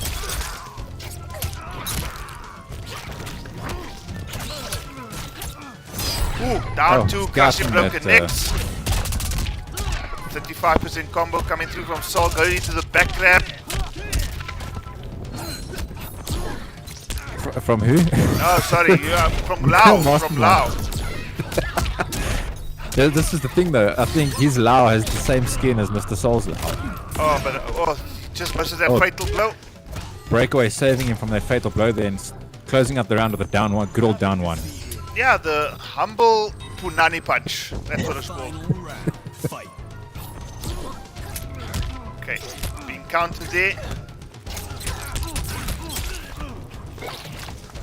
Okay, Mastermind just going to do well to stay away from that bug setup. Oh, that's going to be... Ooh, now... I'm not sure why I would have put that particular Deadly Swarm on Kung Lao, because he doesn't have any advantage of a crushing blow grab, nor does he have... Oh, he does. Oh, okay. Now, am I right in saying here that I haven't seen Devora teleport?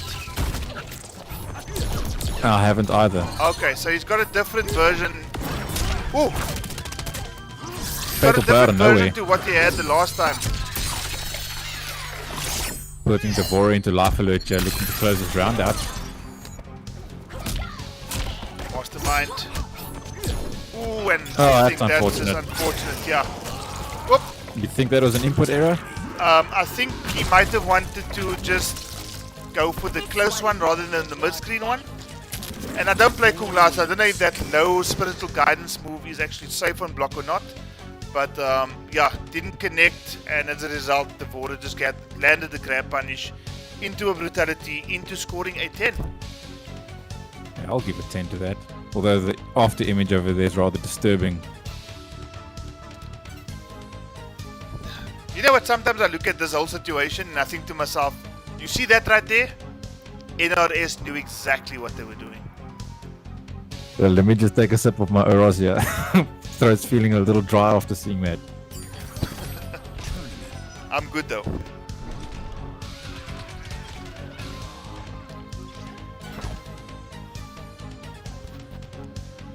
Okay, so Deadly Swarm, Stipsatera, and Parasite. Okay, so he's got some extended combo strings. He's got the Swarm that you can land the Crushing Blow on, as well as call the bugs back for some unblockable damage. And he's got the Bug Drop. The variation is still the same name though for the Wolf, so unless the other one was for the Wolf, I don't know.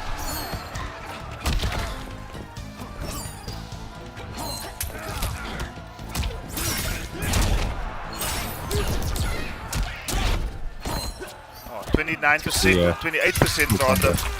Drops the combo and ends up in the corner. Devora putting a pressure game on over here. Nah, she's just a wonderfully designed character, Stabs. I mean, it might be annoying for the opponent, but flippin' hell. 280 damage. It's bad off if she forward didn't have grab. so much range with her normals. Oh, what else does she have? I mean, let's be honest. Her setups. Yeah, but they do very little damage, so half screen, jump 1, and an overhead down 2 is all that she needs. So overhead, unblockable down 2, and she'll be good to go. Full screen, overhead, unblockable down. There we go. That's also a Crushing Blow on Wake Up. Exactly.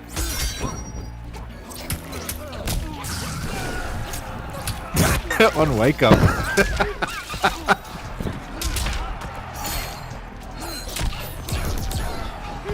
Mastermind not completely out of this just yet, Putting some work in with those candles, but gets the down 2 scouted. and he gets Crushing Blow. Now, listen, this is going to scale quite a bit. Oh, this is But going I to think hurt. Just probably close out fortunately, the round. it's fortunate that he did not have any of the bug setup, so just short of 50% damage for a Fatal Blow combo. Great work by XO92, now takes a 2-0 lead. Working on a 3-0. I think the reason why there's all these 3-0s, unfortunately, it's just because you on comms. And you mentioned it at the beginning, so you just cursed the whole stream. I've given something for everyone to aim for. And there's a lot of people seem to be hitting the target tonight. That Devora skin really does look like some kind of a bubblegum and banana flavored ice cream. Blueberry cheesecake. There we go. Mastermind and wife just deciding on how to go about trying to make his way back into this match here, and here's the disadvantage for somebody like Mastermind who plays so many characters. Like, who do you actually choose? And I think for that very reason he just thought, you know what, I can't make up my mind, let's just go to the same character that I was playing. Nope. Windy City. Wind Demigod. Shades of Z the janitor might come out here. I must be honest with you, I've never seen Mastermind and wife don a Fujin before. Never. Now I know you've been experimenting with a Fujin lately, and you're quite keen on him. So He seems okay. He seems okay. And according to some of the professional players' tier list, yeah, he's actually up there. So it's going to be quite interesting to see how this one unfolds. Starts with the forward 4-3. Skywalk connects, but I think he's a bit too eager to take to the skies. And a little too eager. But yes, I've never seen Mastermind use Fujin either. the water pressure in the corner here, not giving Fujin much breathing room. 15% combo. Bit of a lag spike there coming through, but not too much of a problem. Ooh, that might be a problem though. A down 2 Crushing Blow into a bug setup, and that's going to do That's it. dead. Will it be this easy? XA92 basically telling Mastermind, listen, I appreciate the fact that you tried for Fujin, but I'm going to try to just get rid of him in double quick time. Just running short of meter, but does... I think that was a forced breakaway there, I actually accidental. think it was an unfortunate accident from Mastermind here. NetherRealm, even though we've been asking for the button inputs to change for the breakaway, 22 months later, 23, no, 2 years later. X-Ray looking to close this out with a 3-0. Another one. Yet another one.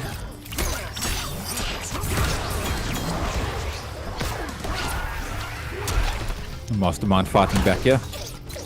He knows his life depends on it right now. He has to close this out, otherwise he's out for good. Let's see if he's able to do something different here. He's on fatal blow territory, but then again, so is Devourer.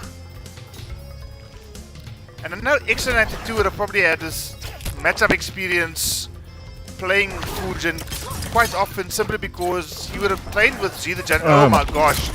Now that was as unfortunate as it comes.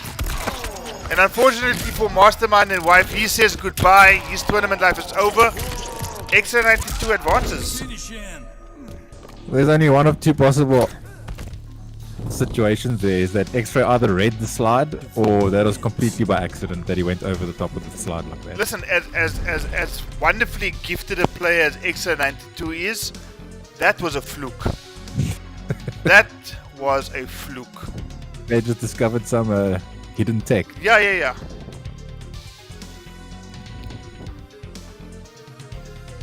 And if I'm wrong, X-Ray, prove me wrong. I want to see you do that when I play Fujin against your Devourer. But jokes aside, 3-0 in favor of X92. He advances, where he's going to go up and face the winner of our next match. Dizzle, my nizzle for shizzle, going up against Jay Mysterio. I'll get those invites out. Okay guys, so Atrocity sitting pretty in grand finals, waiting for the losers bracket to unfold.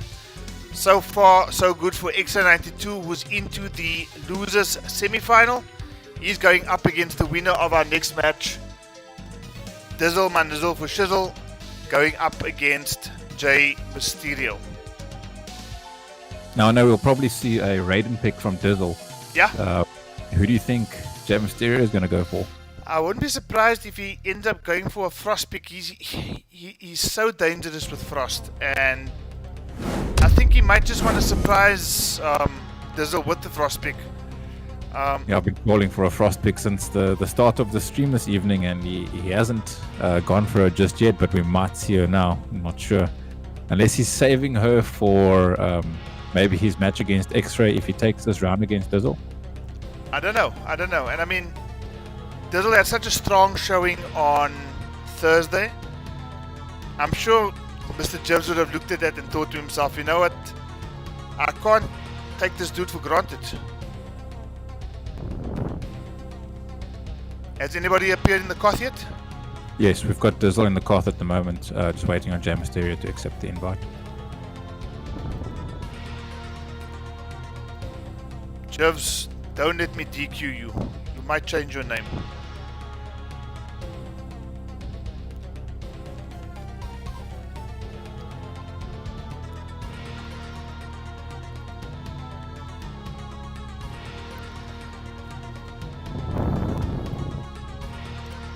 Okay, he's in.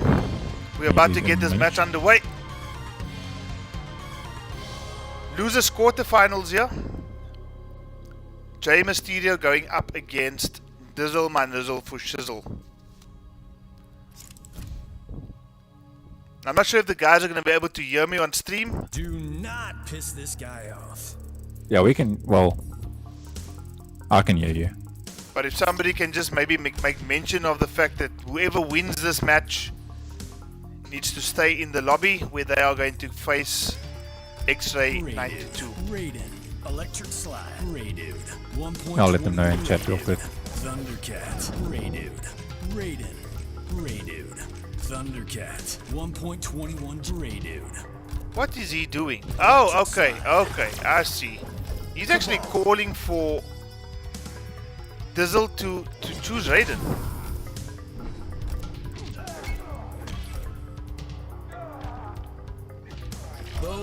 And it looks like the call out worked. Dizzle going for the Raiden pick. And I wonder if Jibs is going to end up regretting this, because he obviously plays Raiden. He's been playing Raiden since the beginning of time. Opted for the Rambo pick, and Jay Mysterio just said no, this is not going to happen. I want to play your Raiden. Give me your best, and Some timelines you are a hero, might not necessarily be the best call for Jey Mysterio. and I your immortal soul. What I haven't seen Jey Mysterio use with Cabal just yet is the cancel. I know Cabal has one of the fastest cancels in the game, so But it is a custom move, so you really need to... It's about equipping it, and I don't think he's actually equipped the cancel. oh, he doesn't have it. The only player on PC that I know uses the cancel is Dexter Fury, and more recently Jay Shane. And Dizzle My Nizzle putting some damage on the board. Jay has got Jey Mysterio in life alert already. Oh, Scouting that overhead. What a grab. Oh, unsafe from Jey Mysterio, and round 1 goes to Dizzle. Dizzle closing that first round out. Round 2. Fight. Doing very well, but just like you said, Jey Mysterio might actually be regretting calling out Dizzle's Raiden over here. Goes for the low instead of the overhead. Oh, raw nomad dash. That's all good and well with these raw nomad dashes work, but I think if it becomes an over-reliance because of the speed at which that move comes out, you could end up being on the receiving end of a hefty punish. A very different round 2 here compared to round 1. Yeah, probably just needed a round to get into the swing of things, but Jey Mysterio coming back quite nicely in round number 2.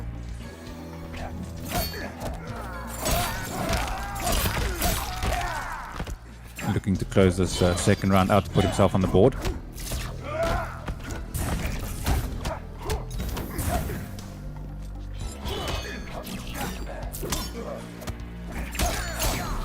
And Cabal takes that second round there. Jivs, after going down quite comfortably in that first round, pulls it back quite comfortably in round number 2. So, evenly poised at this point. Back one into the low God. grab. Oh, there. Back one into the overhead, but the interactable connects 200 damage. Putting him back in the corner. Oh, just down 2. Thank you very much for jumping. Good old down 2.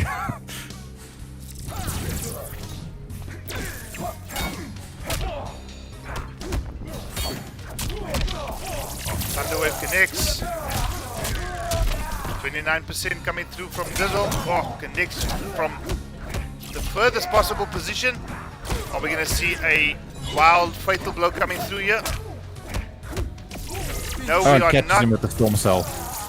I keep calling it Thunderwave, but it's, the variation is called Thunderwave. Storm Cell. There we go. Thanks for that, Stamps. And I think what Dizzle did there was he conditioned Jey Mysterio to scout for the grab off of that back 1-2 string and converted instead from back 1-2 into the Storm Cell and catching Jivs off guard over there.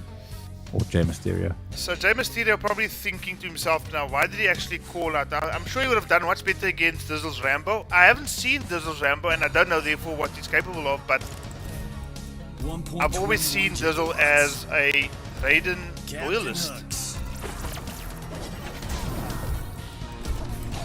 I'm sure Ngoni is waiting patiently in chat to see the outcome of this particular match, because Oh, definitely. if there's ever an opportunity to troll Mr. Jivs, Ngoni is going to take it with both arms.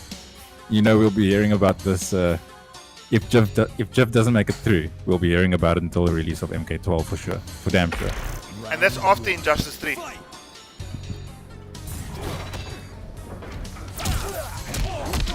Okay, Dizzle again, back 1-2 into the Superman fly.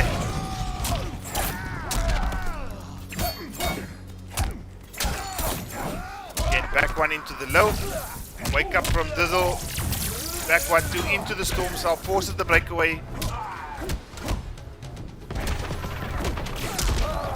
Back one into the overhead.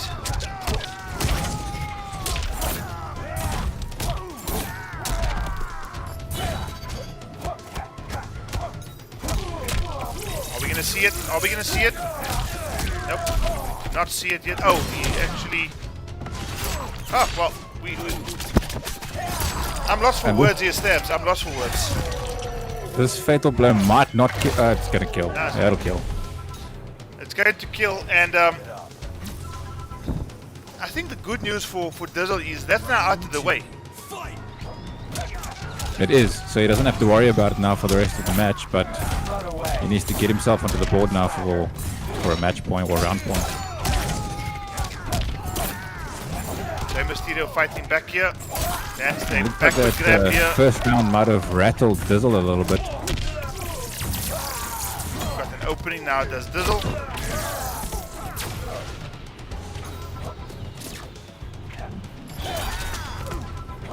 Alright, down 2. On wake up. Overhead unblockable crushing blow. Woo! Okay, so not going to kill, but both fatal blows out of the equation now, and if anything, Dizzle just needs to look out for raw nomad dashes and just keep his distance. Oh, And as I say that, he decides to move in and pays the ultimate price. and he's going to break away into a crushing blow over there. So Rey Mysterio. Whoa, okay. Is this the Salt series? It's I'm not. confused. It's not. Now, Now, that's interesting. that would have pissed Dizzle off. Because I think up to that point, Stabs, both of these guys were having a fairly equal game, a fairly even game. Good intensity, good competition, ended off 1 round apiece. Dizzle taking the first one. Thundercat. Rey Mysterio answering back with a cabal pick. And this not a teabag. A groot Kabbalah's pick. The thing is that teabagging at the end is very questionable. It's going to do one of two things. It's either going to get into Dizzle's head, or it's going to wake Dizzle up and he's going to bring a beat down on Jivs like he's never seen before. So I'm hoping for the second one, just to make it interesting. yes. Turbo Bag says easy stains. Jim Chori, what the? Yeah. Round 1. Fight. Okay, already we're seeing.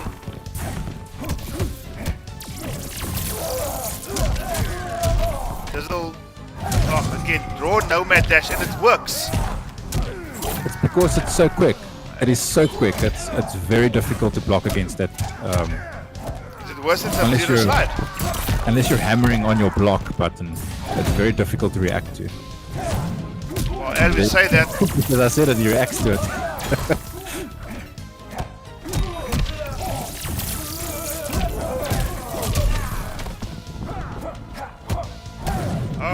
see, The wolf pack in the chat over here calling or trying to predict that Dizzle's going to teabag back if he takes this match. I would imagine he is, if he takes this match.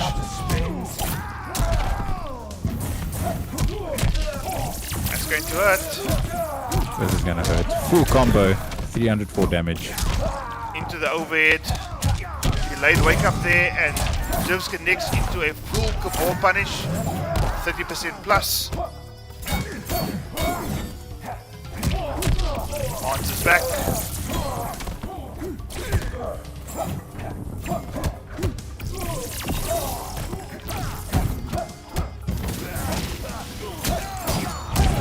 This is going to go straight into, yep, metal blow. Okay, now, this might kill, Stabs. This might just kill. It's that hook up the throat. That one there. This is not going to kill. Oh, where's the back one when you need it?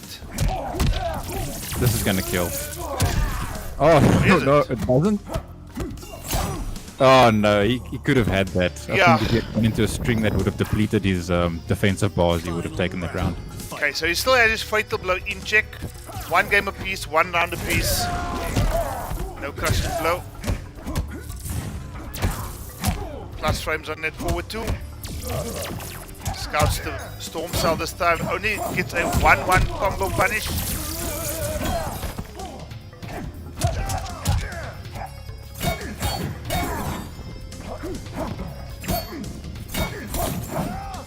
Goes for the low again and connects.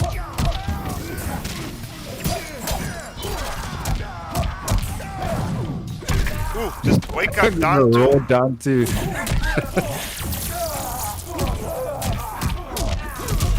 Still not dead yet. getting himself out of the corner there. Very good decision. Yeah, and Very this is smart play by all that Dizzle. Dizzle needs to do, really. He's got all the time in the world. He's got the life lead, and he's And got the just down another two wake up down on two. check. And we're going to see it. Are we going to see it? Oh, absolutely. There it is. A nice kick to the teeth just to close it out. But Dizzle, my nizzle for shizzle, leading James Teeter now by 2 games to 1. Now, here's the question. Are we going to see Frost? We just might. I think Jay Mysterio might have done himself in teabagging Dizzle in the previous round. I think he's woken up the beast now. Raiden's on a different level. He's playing to win now.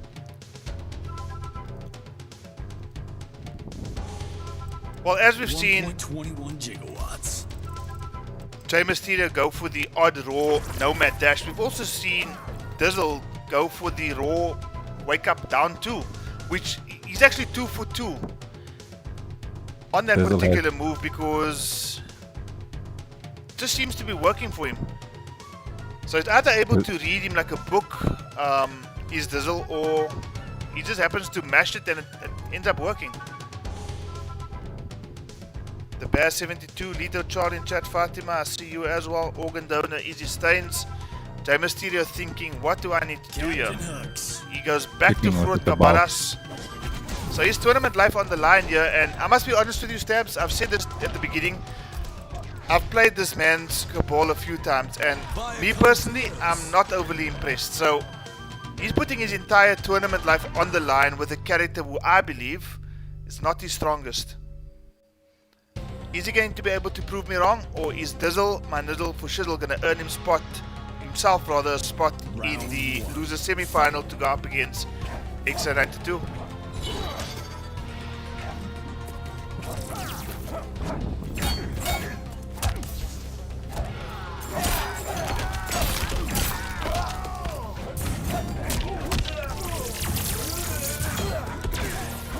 Jiv's having to break away there immediately, otherwise he would have eaten that full combo. You can actually see how the game plan is, or the strategy of these guys. They've slowed down. They know it's, as you would say, squeaky bum time. Well, Dizzle in complete control of this round so far.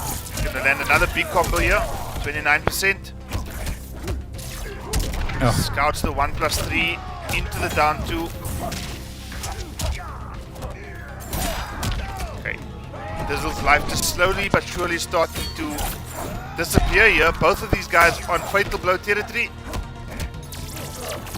Oh, and he just manages to...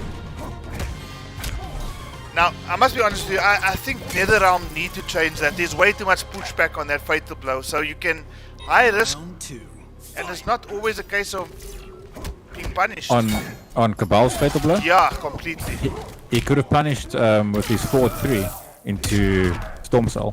Yeah, you know what I think? I would rather have the frame data be exactly the same, but the pushback just be non-existent, because I think one of the updates they did nerf the pushback on the fatal blows slightly, but it was so small it didn't really make a difference. yeah, It's such a small change that it's barely noticeable. Dizzle my nizzle on match point here. Am I right? Yeah, he's on match point. Tried that wake up down 2 again, didn't connect. Being pressurized in the corner here by Jivs, and takes that second round in game number 4. Final round. I think if they removed the pushback off the fatal blows, it would stop people from doing so many yellow fatal blows. I think it would be a good change for the game. Crushing blow connects here. Is he going to convert off that? Yes, he is. He misses the conversion, and this is going to be some big damage here. Only 26%. I'm sure he could have gotten more from that. Ooh. Back throw. Jay Mysterio scoring that crushing blow off the throw, 300 damage. But both these players putting in the work. They want this. No, absolutely. One fatal blow is going to finish it. One fatal blow is going to finish it, and this is going to be it. And that's game. Finish him. 2 games each. Are we going to see a teabag being dished out again? Oh, yes, we are. Now, You might think to yourself, looking at this, these guys don't like each other. But I actually think that behind all that teabags there's an element of respect for these two guys between each other. Because it's such a close game here, Stabs. It can clearly go either way. And I think the teabags... That is down to game 5. This is our first game 5 of the evening. So there's no 3-0 here. And I think what's going to happen now is that, you know, the teabags being dished out is really to just try to get into your opponent's head, because I think both these guys want to come out on top, clearly. Now, are we going to see Dizzle go for the Rambo pick? Or are we going to see him stick to the Raiden pick? And I think, for me personally, he's made the right decision here.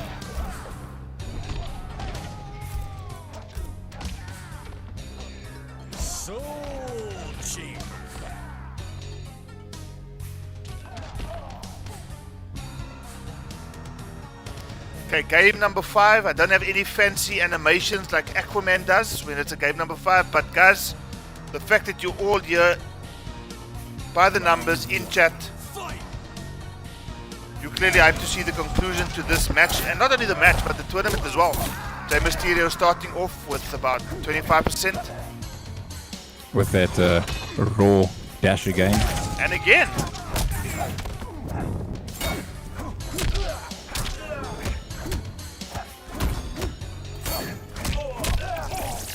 And that's back 1-2 on Dizzle, just putting in the work over there.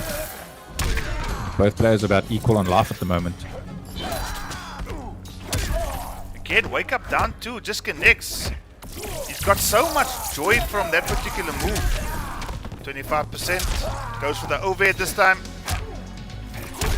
And just answers back with the down 2. Oh, this is going to be problematic. That's a fatal blow. That's a fatal blow. Oh, he's not going to even need it. Match point for Rey Mysterio now. Round 2, fight. Oh, that read on the... You think that was a read though on that dash? Or was that just... I really don't know. I really don't know. What I can tell you, it looks like Rey Mysterio is feeding all Beyonce up in here now, feeding himself and is looking to close this game again. Down Just a raw down just 2. a raw down 2 on wake up. Now, I'm not too familiar with Cabal, but is that back one a high or a mid? Looks like a mid.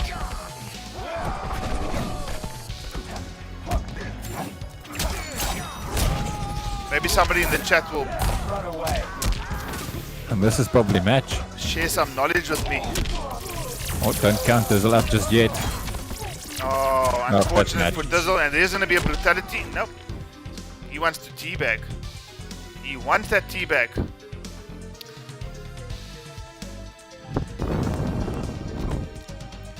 Well, that's goodbye to Dizzle, and Rey Mysterio, if you can please stay in the Koth lobby, you've earned yourself a spot against none other than Illusions Extra 92. Loser semi-finals about to take place. The winner of this match gonna take on Parasarama in the losers final. Atrocity waiting pretty in grand finals on the winner side, with 42 members in chat right now. Parasarama, thanks for confirming. Back one from Cabal is in fact a mid. So Dizzle, thank you so much. You've come so far. Top 6 finish, I believe. And now we're down to the final 4. It's so great to see all 41 members, well, not all, but so many members of the Wolfpack joining us tonight for this tournament. It's good to have you in chat. Thank you for joining us. Hope you guys are all having a good time. Me and Charlie over here, we're having a fantastic time. These guys are playing on an absolute mind-blowing level. They're all playing really, really well. And just the amount of 3-0s we've seen up until this point, I think you said this is the first game 5 we've seen for the entire tournament? For the evening. For the evening. No, What's that now? I think it's up to 17 or 18 3-0 matches. I think it stopped at 16. I think we were on 16 before this particular match here. And while the 42 members are here right now, I'm sure that out of the 42 members, some of you do play on PS4. Please keep a lookout on all the socials, the WhatsApp groups, the Twitters, etc., from CharlieWolfGaming as well as from FGC Africa. Defenders of the Realms PS4 edition coming to South Africa fairly soon. Thank you for the opportunity, dudes. Thank you, Jay. Good games. And I think that's the respect I was talking about there. Jay Mysterio has left the Koth lobby, so we are going to invite him again, Stabs, along with Extra 92. If you can get those two boys in here. 46 members of the Wolfpack in chat right now. Guys, please remember, this is Defenders of the Realm PC edition. We've had 18 contestants. I'm sure that on the PS4 we're going to have so much more. So please keep an eye on socials, keep an eye on the WhatsApp groups, FGC Africa. You know, CharlieWolfGaming is going to be presenting very soon Defenders of the Realm PS4 edition for for competitors who reside in South Africa only. One thing we haven't mentioned tonight, guys, the PC community has put together 500 Rand as a prize for the winner of this particular tournament. So they're going to be crowned the Defender of the Realm, as well as earning for themselves a fair amount of cash, 500 bucks to be exact. So big thank you to the members of the Steam community for making that possible. And that's part and parcel of the reason why they've asked for, the sponsors have asked for this tournament to be for South Africa only. Jivs, you cannot be calling me while I'm on a stream. Are you nuts? Who's calling you? Jivs. I mean, what the hell? Anyway, moving along swiftly. And yes, it's really fantastic to see the community come together like this and pooling together a 500 Rand prize pool for this tournament. It's really great. It's really great to see the community grow the way it's growing. Yeah, and you know, for some other reason, I just think the PC guys seem to just love this whole idea about prize money. We've seen a money match between Jivs and Gorny, which grew to just north of 1,500 Rand. Yeah, 1.5k. That's some decent cashy. That's some decent loot indeed.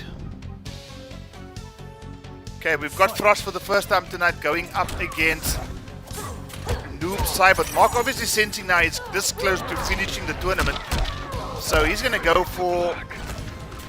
I think both these players are bringing out their strongest right now. Jay Mysterio with the Frost pick and a very strong Noob Cyber from Mark's side. Dropping the combo there, but still landing a fair amount of damage here. Mark down to about 30% life lead, or life left rather. This is Noob Cyber damage here.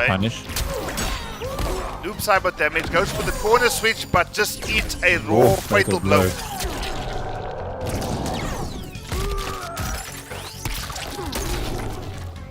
He's just going to kill. Mark the Shark opting for the raw fatal blow himself. Misses though, and it looks like Jay Mysterio must be feeling a little bit confident having taken that first round. Oh, wake up button's catching him mid-string. Won't get the full punish though as Jay Mysterio breaks away.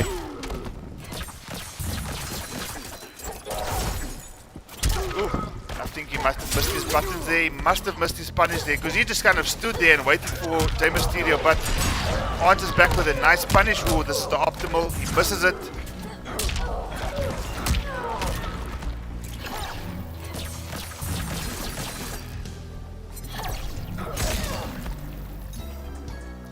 Now, I haven't seen Mark the Shark use any projectiles, so I'm not sure what the actual purpose is for Jay Mysterio using that ice shield. Yeah, I haven't seen any spirit or ghost balls thrown from Noob Cyber just yet, so it's not really helping in this situation, I don't think. Unless maybe it stops the back forward too. No, I don't think it does, eh? Doesn't stop the back forward 2 nor the back forward 3. But just like that, X-Ray 92 closing that one out very convincingly. We might see a variation swap here from Jay Mysterio though, because that shield, Charlie Wolf, just like you said, it's proving to be a little bit useless in this matchup right now.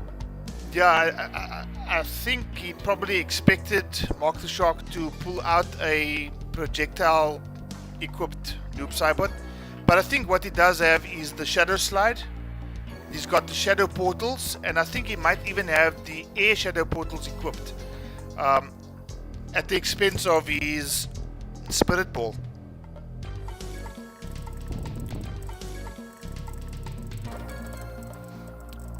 I think the players might be experiencing a slight bit of lag in their match, because I have seen a couple of dropped combos.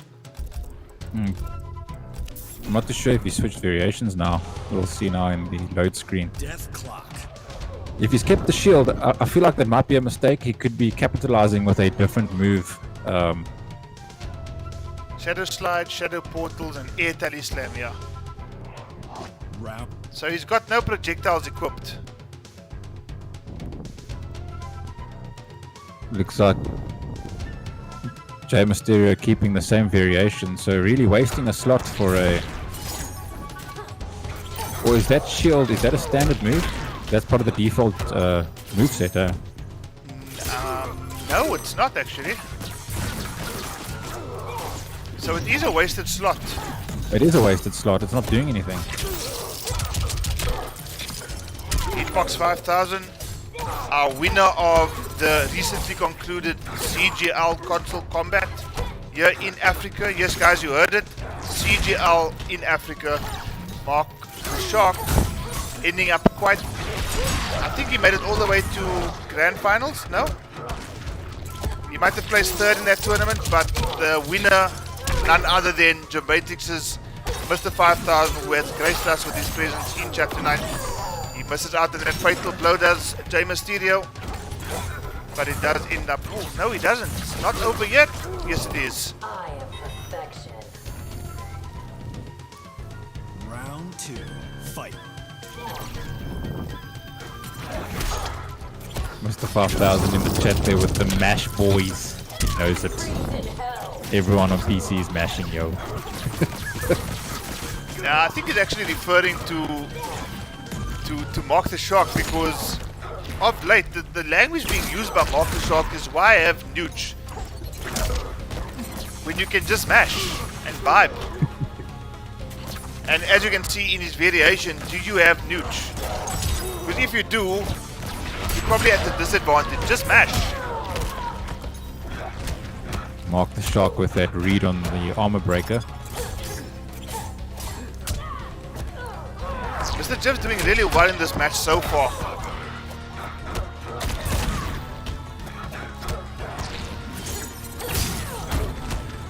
Mark the Shark with the matchup knowledge there, closes it out to the forward 2-2, and it's one round apiece here in game number 2. Final round. Fight. Oh, What an absolute... I mean, that's matchup knowledge if there ever was. Jumped over the first 2 projectiles. that's very well done. Scouting the grab, scoring the down to crushing blow into a full combo. This is going to hurt. This is going to be at least 3... Up, breaks away. On 38% or 68 37%. damage before breakaway. Yeah. I mean, that's noob cybot for you, isn't it? Mark the Shark seems to just wake up in round number 3 of the game so far, Stabs. Ooh. Well, is Mr. Jivs out of this just yet? Well, Mr. Jivs down to about a 1% health. He's going to have to put his work in to get this round back.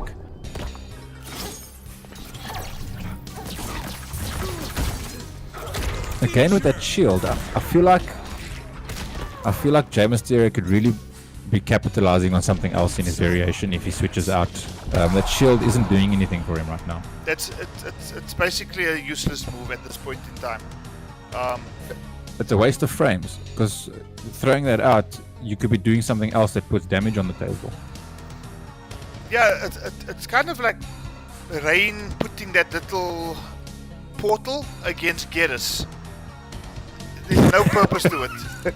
So, Get over here, Mr. E. are we going to see a character swap coming through here from Mr. Jivs, or are we going to see his uselessly ice-shielded equipped move from Frost coming in once again against Extra 92 with arguably his strongest character? So, Mr. Jeff's taking some time to think about this, which I think is the right thing to do.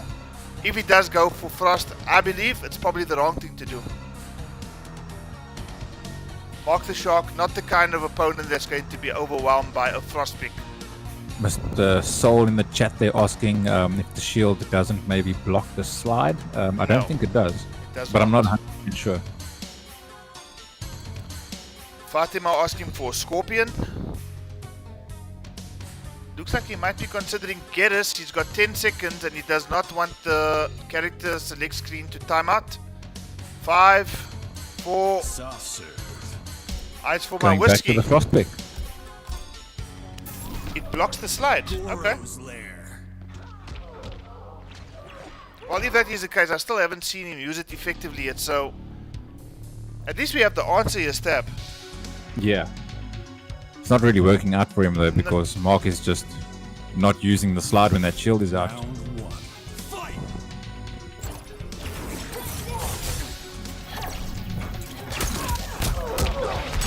Jump 2 connects into a full combo punish, and this is going to hurt. 344 34% without a before crushing breakaway. blow before breakaway. Oh, and here's some more damage on the table here now. Beautiful conversion from that down back too. 40% forward grab. Just taking a step or two back to make Frost whiff over there and punishing that.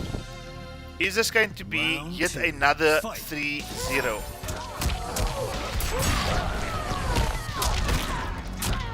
Another beautiful conversion off that down back to 396 damage. Noob cyber things, isn't it? And this is damage without crushing blows. It's Yeah, actually he's, crazy. He's using minimal resources. I mean, he's full on resource from a defensive point of view. He's just about full on resource from an offensive point of view.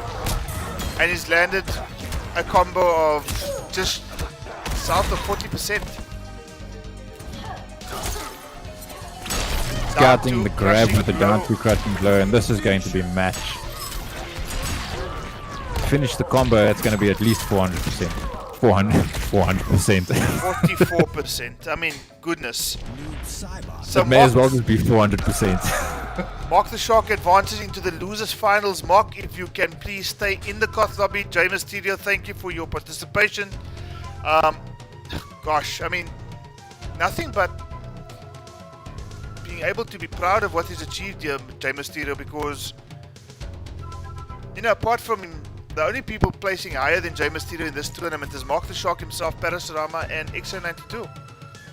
Mr. Jivs has played really well this tournament. I have to agree. has. So I think he can walk away from this feeling good about himself. He played some very solid matches. He did very well. Yeah, no, absolutely. I have to agree with you there. And Mark the Shark should still be in the Koth lobby. He is still here. I'll send an You can invite just out send the to. invite out to Parasurama. It's done. Perfect. Guys, this is potentially our second last match for the evening. Losers finals, X-Ray 92 going up against Parasurama. The winner of which will be going up to the man waiting in winners finals On the winner side, or winner side. sitting very pretty there.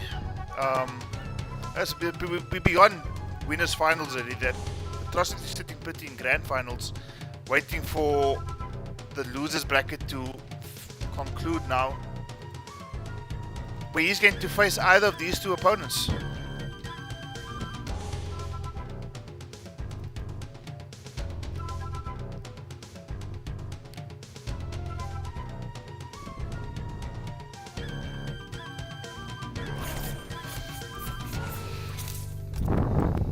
Mild-mannered X-Ray 92 with the Baraka pick. Now, I played against his Baraka in the losers bracket on Thursday. Yeah. It's, Man, this place stinks. he's got a very, very strong Baraka, but we've seen his Baraka on stream many, many times. We all know this. Yeah, no, too many times in fact. And every time we do see him, he's dishing out 350 damage for a bread and butter combo. One bar. Yeah, he's dishing out noob Cybot level damage with his Baraka. 47 members. Please, guys, can somebody please call your grandmother, grandfather, and cat? And let's see if we can reach 50 this evening. Half century for Charlie Wolf Gaming on a Sunday evening. No mean feat.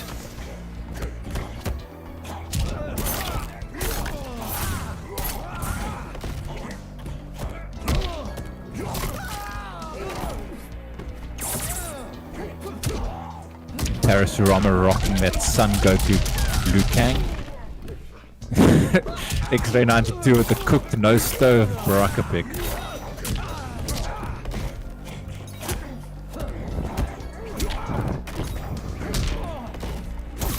Just neutral jump kick, land, and Mark the Shark taking that first round there. For those of you who don't know, guys, Mark the Shark, X-Ray 92, they're the same person, like Baraka and Killer Croc. Same person.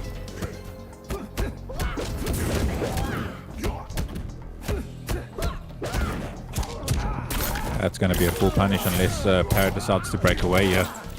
Oh, so he's got the spine burst equipped there, along with the gutted. A spine burst, probably one of the best anti-airs in the game. Yeah, get the Shiva Stomper to try and get you with that while you've got that full equipped. That's going to be a crushing blow. Oh, Scouts to grab, down to crushing blow to close out that match.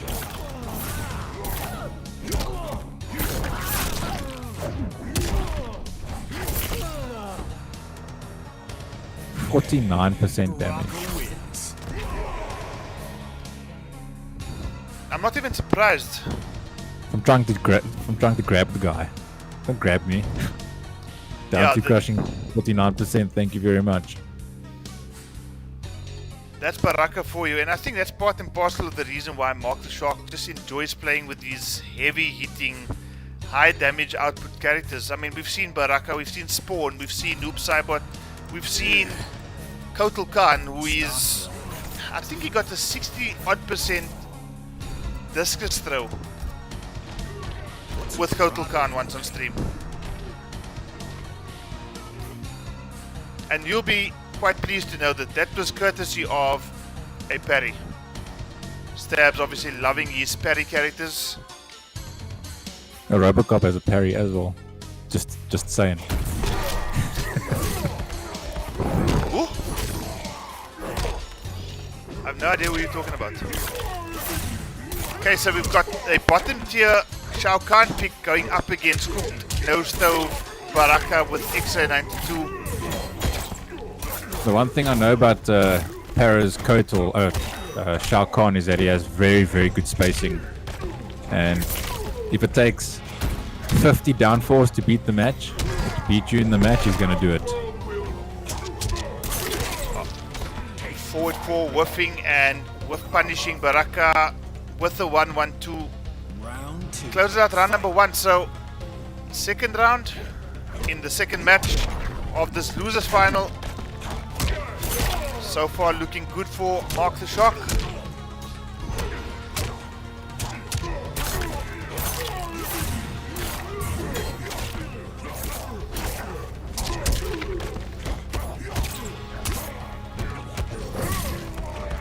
Okay, a bit risky there by Para, but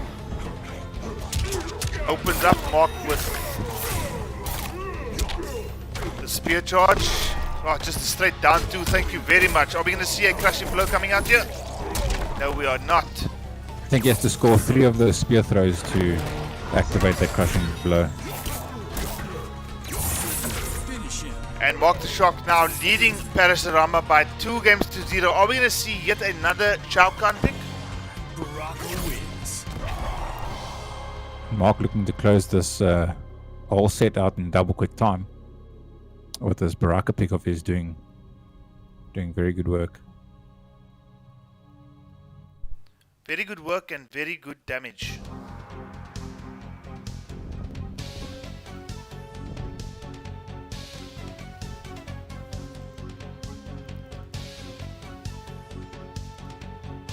Well, stabs for a patient character like... Sorry, Seawolf, say again? I was just about to say now, with with such a patient opponent being Parasurama, these first two games have kind of gone in double quick time, haven't they? The thing is, X-Ray 92 is such an oppressive player. Like, it's very difficult to space him out because you blink once, blink twice, all of a sudden he's got you in the corner and he's just applying that consistent pressure and cashing out on that damage that he does. He's really a scary opponent to go up against. Trying to open up Shao Kahn with the shimmies.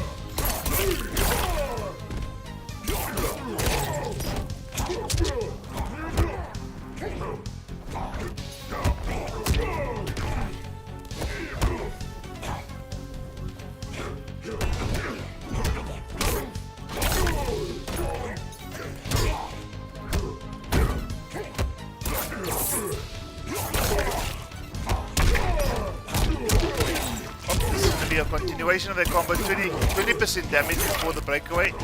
Not too bad for Shao Kahn, but unfortunately still stuck in this corner. Tries to fight back with the down 2. Raw spine burst connects and puts Mark on a match point scenario here against Parasurama. Mark's Baraka really making short work of the Shao Kahn.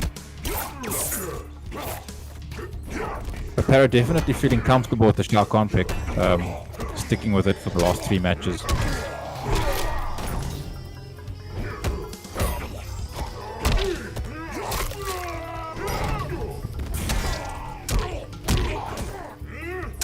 Putting Mark back in the corner now.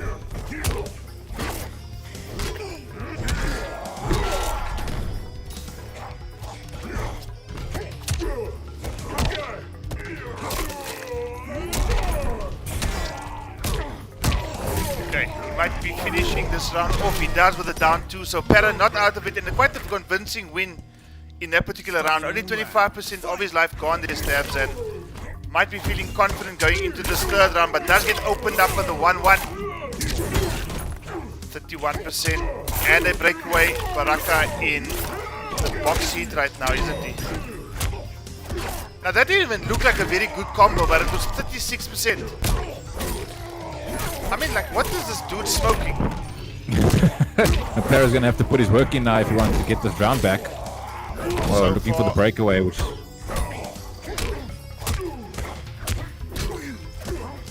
Para not going down without the fight here. Ooh, and I think that's gonna be it. He caught Para pressing buttons off that back 4. Well, Para with a valiant effort, but unfortunately just falling short at the end there. Mark the Shark advancing to grand finals on the loser side of the bracket, going up against Atrocity in our very next match, guys. So thank you, Parasurama, for your participation in Defenders of the Realm PC. Not too often we see Parasurama grace the PC scene with his presence, but he's agreed to participate in this tournament and got himself a 3rd spot in the process. That's 3rd place in Defenders of the Realm. He did very well for himself in this tournament. Yeah, no, absolutely. And if Mark the Shark can just stay in the Koth lobby, we are going to get Atrocity in here shortly. I know that you are playing, this is going to be your 3rd match in a row now, so I think what we are going to do, Stabs, is just get ourselves some refreshments as well. Take about a 3-minute break. I'll good. Send out the comms for the grand final, which is about to take place. And yeah, in about probably 5 minutes time, we can have the grand finals going down. Atrocity on the winner side, going up against Illusions X-Ray 92 on the loser side. Yeah, let me go and get a refill on my nice ice cold Oros. You do that, and we'll be seeing you shortly.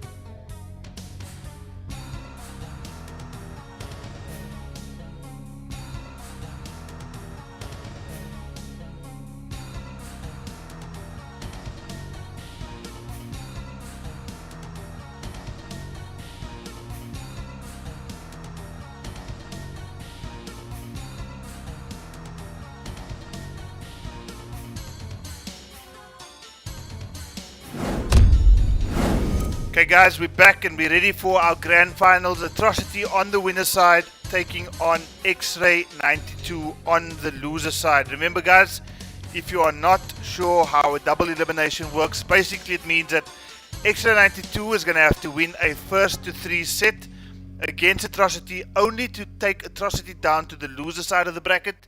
He's then going to have to win another first to 3 set in order to be crowned the defender of the realm. Atrocity on the winner side win one first to 3 set and he will be crowned the defender of the realm.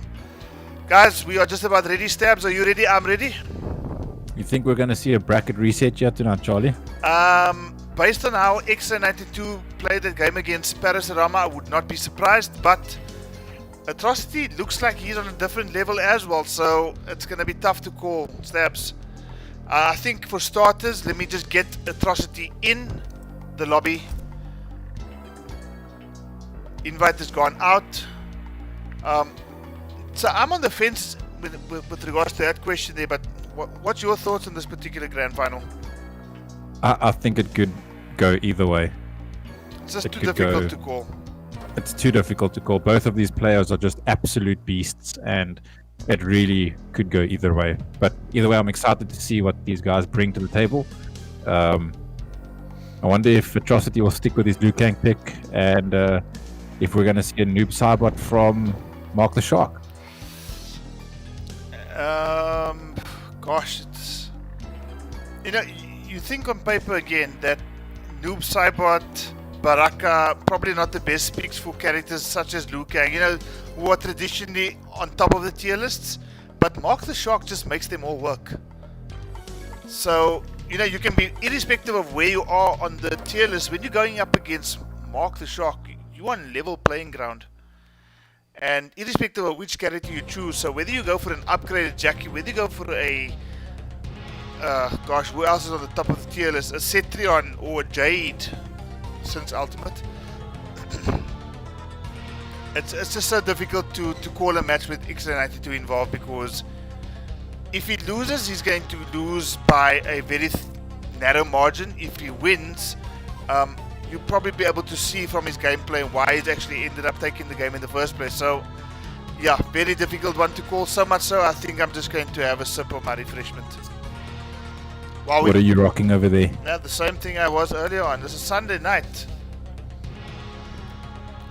It's not Euros. Okay, we're just patiently waiting for Atrocity. I think Atrocity might just be saying a prayer or two. But I mean, listen, Atrocity, 18-man tournament, to end up on the grand finals, on the winner side of the grand finals. I mean, we saw his route here, no mean feat, and now he's going up against a guy who is sent down to the loser side of the bracket in X92. So both these guys are in, gentlemen, ladies. Let's get this. So this is actually a run back going. Yeah, no, these guys played each other on Thursday. It went to a game 5, and yeah, Atrocity took that one 3-2. Mark the Shark going straight to Baraka. Atrocity going to Shao Kahn. The match on Thursday was a game 5 scenario, so we might just see a bracket reset here tonight. Well, the character choice here is very interesting, Stabs. I did not expect to see a Shao Kahn. You forget my power, Baraka. Together, Tarkata is as strong. Together, you will die. Round 1. Fight. Quite an opening dialogue there. Scouting that grab with a micro duck straight into a full combo punish unless Atrocity breaks away. 328 damage off that spine burst. Yeah, so I think Atrocity might be going into this match feeling either confident or overconfident. He already lost about close to 80% of his life. Well, that one combo from Baraka was 408 damage. Well, there we go. Staggering with the forward 3s. Oh, this is going to be it. This is going to be it. Surely this is going to be it. It might not be. I think the Shotgun. hammer on the head, that's going to knock his that's block him. off. Good and solid. 50 members of the Wolfpack in chat right now, guys. Thank you so much for the support tonight. Really do appreciate it. Everyone and their dogs and grandmothers and grandparents and everything joining for the finals tonight. It's good to see.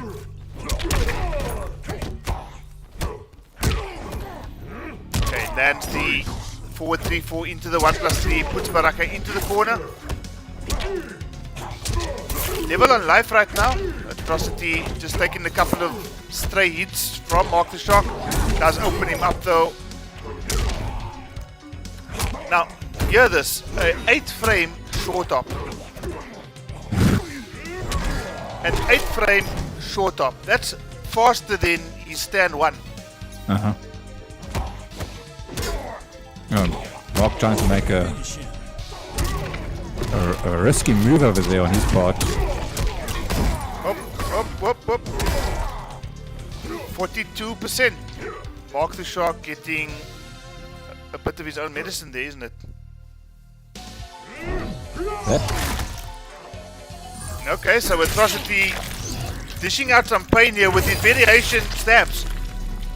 Oh, Do you think that forward 4 into gutted was an input error? that is just one nasty ass fatality. Disgusting. Beautiful. Shao Kahn giving Baraka a hit. Okay, moving along swiftly.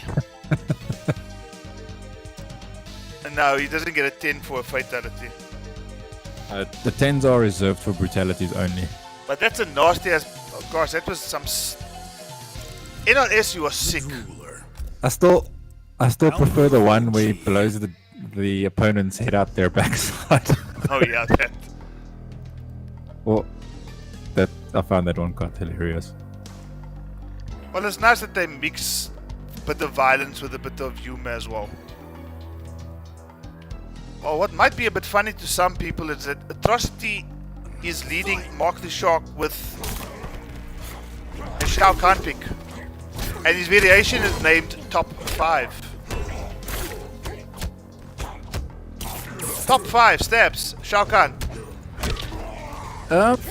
Everybody and their mother has Shao Kahn at the very bottom of the tier list. In fact, some people say that Shao Kahn is so poor, there's a tier called Shao tier.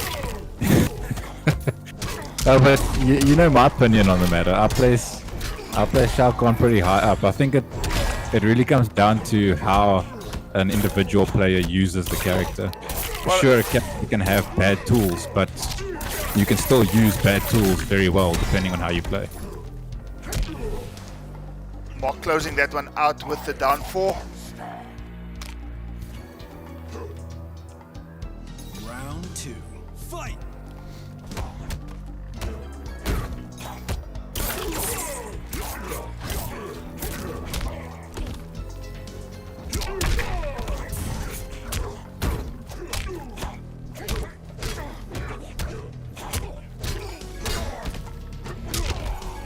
Eight frame short up. I mean, forward 3 rather into the back grab there by Atrocity.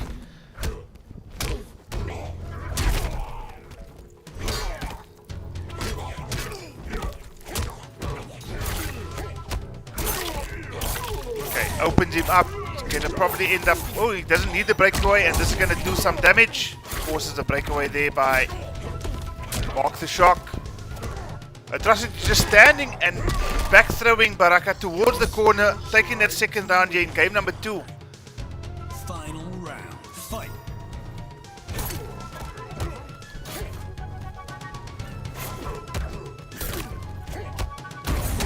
Oh, great flawless block there, some matchup knowledge, but again, flawless block of his own there.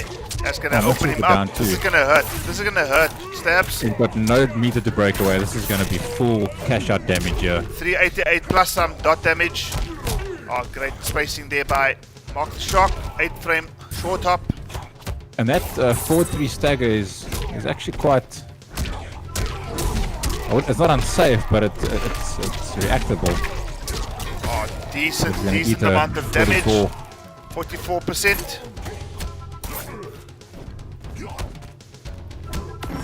Oh, and I think this might just do it. Yep, straight into the fatal blow. So Mark the Shark not going down just yet. He still has a way to go. He needs to win 5 more games if he's going to stand a chance of taking this tournament. Atrocity, well, answering back with the brutality, or with the fatality right now. This is just weird.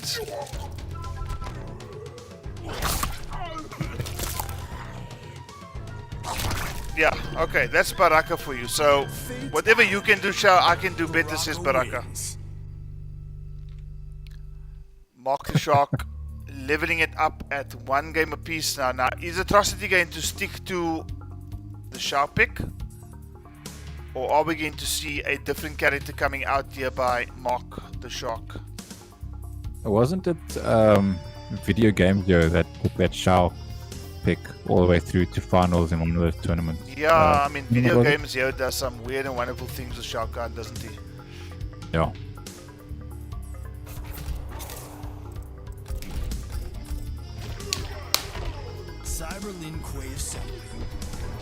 Rocket grabbing himself a snack with that fatality, maybe recharging for the next match. Both players, Atrocity sticking to his guns with Shao Kahn, making the read on that jump start.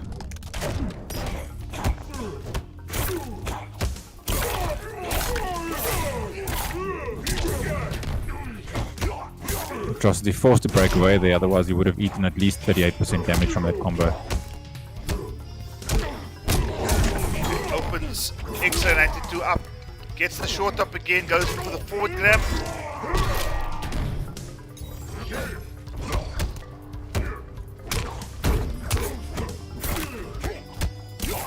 Well, the variation name does say mash, and that's exactly what Atrocity did there. Just mash down 1. Plus frames. Getting quite a bit of work done here with that forward. I'm missing the full combo. After some optimal damage, which would probably ended up being a fatal blow.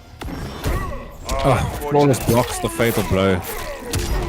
Oh, no Not meat dead. to extend, but the chop is going to. Very smart move there. Oh, that is some smart play by Mark there with the chop. 53 members in chat right now, guys. Thank you so much for your support tonight. Really do appreciate it. And at the same time, while all of you guys are in fact here, this is Defenders of the Realm Steam Edition. Please keep an eye on socials for Defenders of the Realm PS4 Edition. South African contestants only. And there's reasons behind that. Got to do with prize money at this point. But we will be having other realms being defended as well.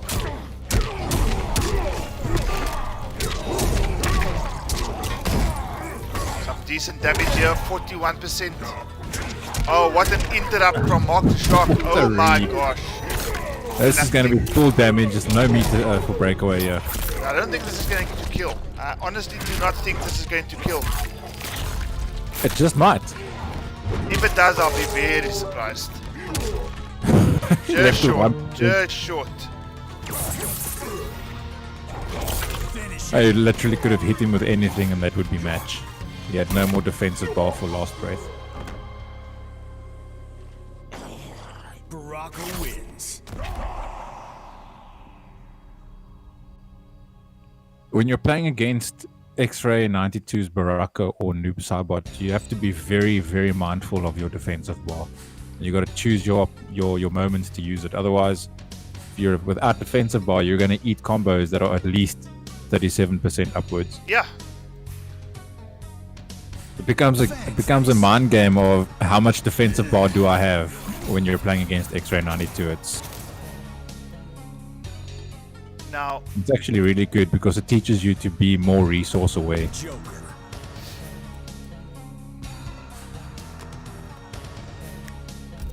I'll save the day. I was trying to figure out what was that saying there, but I figured it out eventually, Snaps. Shao Kahn. Sorry, what's that? The variation name of Atrocity's Joker. I guess we'll see it right now. It reads, I'll save the day, but in a kind of Stigger way. One. Fight.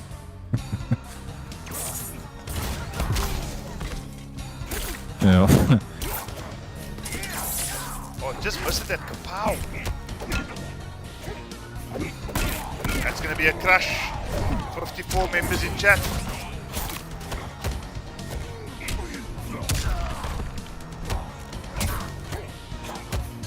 Aftershock 2-1 up, 1 match away from resetting this bracket. Atrocity gone for one of his stronger characters now in the Joker. But I'm sure again, Aftershock will have more than enough experience playing against the likes of Bilal and Bucci, etc., who specialize in this particular character. It's a bit of an unsafe choice there from Mark to go into the gutted move after that back 3, but they're going to pay the price with losing the round on that one. Round 2. Good showing from Atrocity in that first round there. Forward pressing buttons, and he's going to suffer at least a 37% damage combo here. Got no defensive bar for breakaway there. Just shy of 37%.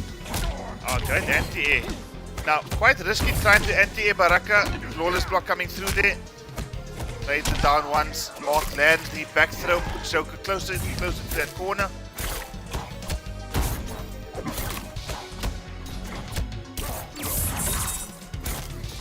Oh, just keeping Joker in this corner here. Atrocity eventually jumps out. Can cash out on some decent damage here as well. Oh, drops the combo there.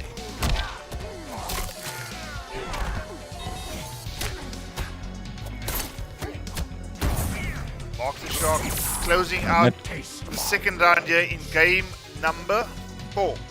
Was that the up 2 or the up 3? Final round. Fight. That was the up 3. Crazy that the up 3 missed on that flawless block read. So no, sorry, that was in fact the up 2 here. Alright. Because I don't think the up 3 would miss. Mark the Shark with 42% plus some dot damage. Atrocity's life just disappearing here in this corner.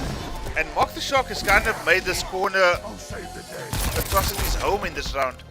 So much so he tries to get out but lands a crushing blow, and Mark the Shark probably one Out, and he does. combo away from resetting the bracket. We kind of called it. Baraka wins. Or did we? Yeah, I think we did. And a bracket reset, we shall see. Bracket reset. Scores are reset to 0-0.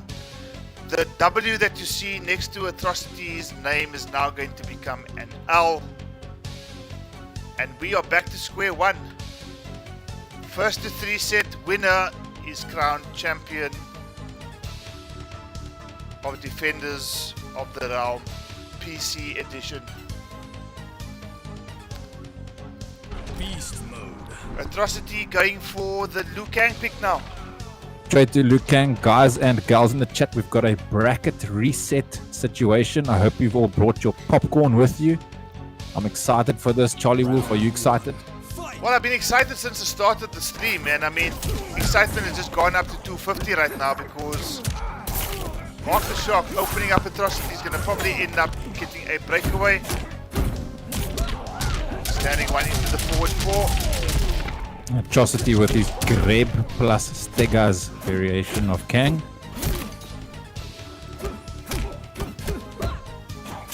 Oh, micro duck. No bar to amplify, but still has Baraka in this corner. Jumps out. I think that might have been input error there. Atrocity taking that first round. Just spacing Mark out very nicely here. Serves me well. Round 2. Fight.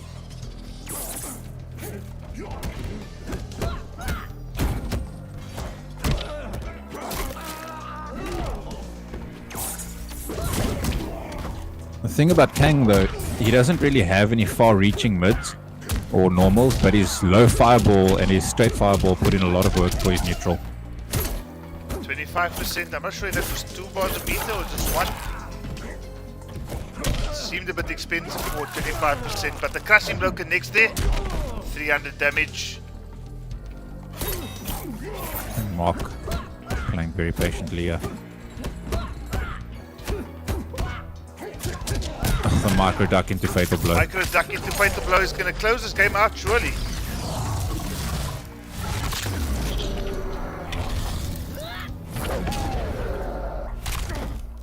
So Atrocity in this bracket reset, taking a 1-0 lead over X-Ray 92. Who's obviously looking to hold multiple titles on the African scene, having already been crowned the Khan of Africa. Is he going to be the defender of the realm as well? Not if Atrocity can help it by the looks of it. Atrocity now leading X-Ray in this bracket reset. Grand final by 1-0. I was half expecting to see a Jax pick from Atrocity tonight, because I know he has an absolutely insane Jax. But then just some background on that. I think every time that these two have come against each other on stream and Atrocity has brought the Jax, it's a match that Mark is quite comfortable with. And I think that's part and parcel of the reason why we've seen other character selections Round 1. Fight. other than Jax. I mean, I can remember, and I'm not sure if you were, you know, upstate side or if you were in South Africa at the time, but there was a time where Atrocity burst onto the PC scene and just kind of took it by storm. To a point where I said that Atrocity was the best player I've ever seen on PC.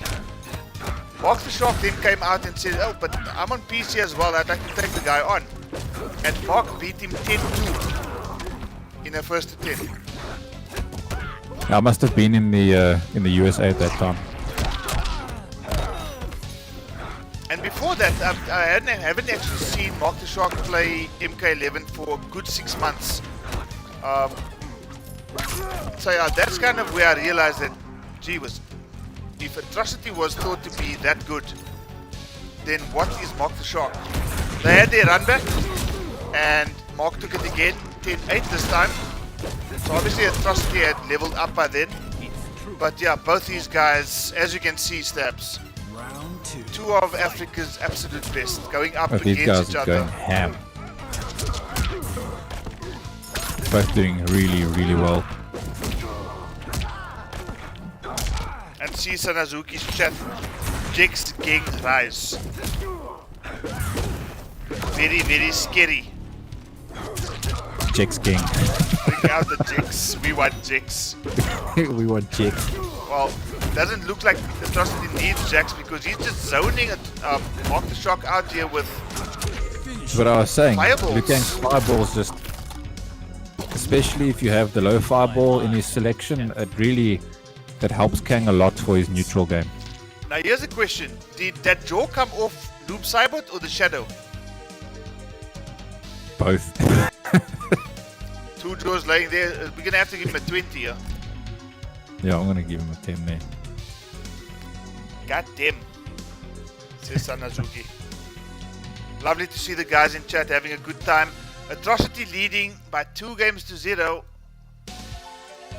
Looks like we've got the chat but torn between the two players here. Some are rooting for Mark's Noob Cybot, others rooting for Atrocity's Kang. Everyone seemed evenly divided, but it could still go both ways. Don't count X-Ray 92 out just yet, because he can still turn this around. We've seen reverse 3-0s from this man before. Jim Chori with the Luke King pick. Keep on keeping on. 54 people in chat right now on a Sunday evening at 11 o'clock, Stabs. That's fucking amazing. And Mr. Shalzable himself in the chat, the 900th best Nightwolf player in the world. Round 1. Would you look at that? Well, after Luke Cybot lost his jaw, Baraka coming back into the fold here, but already getting flawless blocked by this Liu Kang, who is just looking unstoppable. Stabs. He's going to keep doing that. Mark's going to have to put some work in here to bring this back. Oh, the respect from both these players. Yeah, the moment you saw the back three connect on block though, that was an immediate invitation to get that back throw, put Baraka into the corner, and Baraka answers back with a down three, jailing into the 1-1-2, but misses the Drops optimal. the combo.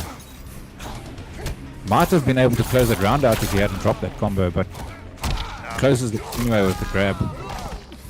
Taste my blades. Not wanting to go down in this manner, Mark the Shark. Putting some extra damage on the table, yeah, with the Oh, down two connects here. Forces the breakaway.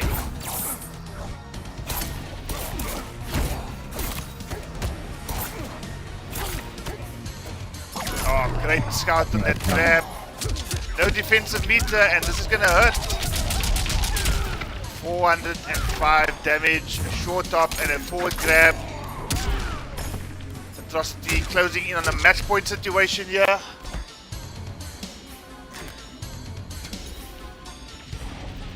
Final round. Fight. Oh, this might just be. That's the crushing blow loaded. that's Short the top. KB loaded for sure. Forward grab keeps Baraka in the corner here. And again, into the corner here is Mark the Shark losing it. Or is he going to fight his way back? Fights his way back. He's going to get the air escape here from Atrocity. Tries to open him up, and I think And this that- might just be it. Nope. Forces the breakaway. Oh, both these players are just absolutely patient right now. Atrocity's chilling. He's just chilling. Well, I know it's one wrong move from either side and it's game. And that's game. He's just chilling. He's just chilling, game. and the MK1 brutality comes out. Atrocity, ladies and gentlemen, is your defender of the realm. 3-0 victory over Mark the Shark in the bracket reset grand final. Guys, this was some high quality, high level Mortal Kombat 11 action for you. That's a 10, says Blindo. Yeah. I see Illimac in the chat saying he got bamboozled. Don't you mean he got kangboozled? Well, Atrocity earned himself the title of Defender of the Realm, and in addition, guys, earned himself a whopping $500 in the process, courtesy of the PC Steam community, who are absolutely fantastic when it comes to donating prize money. I mean, these guys are just coming to the party with every main event, and no different this time around. Illusions Extra 92 runner-up, because your Defender of the Realm is none other than Atrocity. That's a fantastic performance, Tabs. Absolutely fantastic performance from everyone in this tournament. I must say, everyone really played their hearts out. And it's so good to see the PC community come together like this and put on a tournament. Also, big ups to you, Charlie Wolf, for hosting this tournament and the work that you've done. It's really great to see the community grow like this. Thank you so much. Only a pleasure. You love to see it, don't you? I mean, it started off in November of 2019, being a little, I think it was an 8-man PC tournament. My very first stream, and it's just grown and grown into the PS4 community as well. And when you look at the numbers at 11 o'clock on a Sunday evening, nobody can tell me that Mortal Kombat 11 is dead. It's as No, simple as far that. from it. Far from it, yeah. KP3 is around the corner. It is around the corner. It's right there. I know it. And Reptile's coming. Yeah, I'm sure you Reptile can't is wait. in it. The only thing that's going to make you most happy, Stabs, is if Reptile has a parry. Anyway, Which you probably won't, but you probably I mean, won't. we can hope. guys, thank you so much for joining us. You have yourself a fantastic Sunday evening, Stabs. As always, it's been an absolute pleasure having you on the commentary desk with me this evening to Thank you, witness Charlie probably one of the best PC tournaments in a long time. And yeah, it's just been absolutely fantastic. Some high quality action from all the guys in top 8 tonight. Extra 92, Mr. Soul, Word the Rebel, Jay Mysterio, Paris Rama, Mastermind, Dizzle, and your Defender of the Realm on PC, Atrocity. Guys, thank you for joining us. We'll see you next time. Take care. Have a drink. And have a good night. And have a good night. Cheers, guys. Cheers.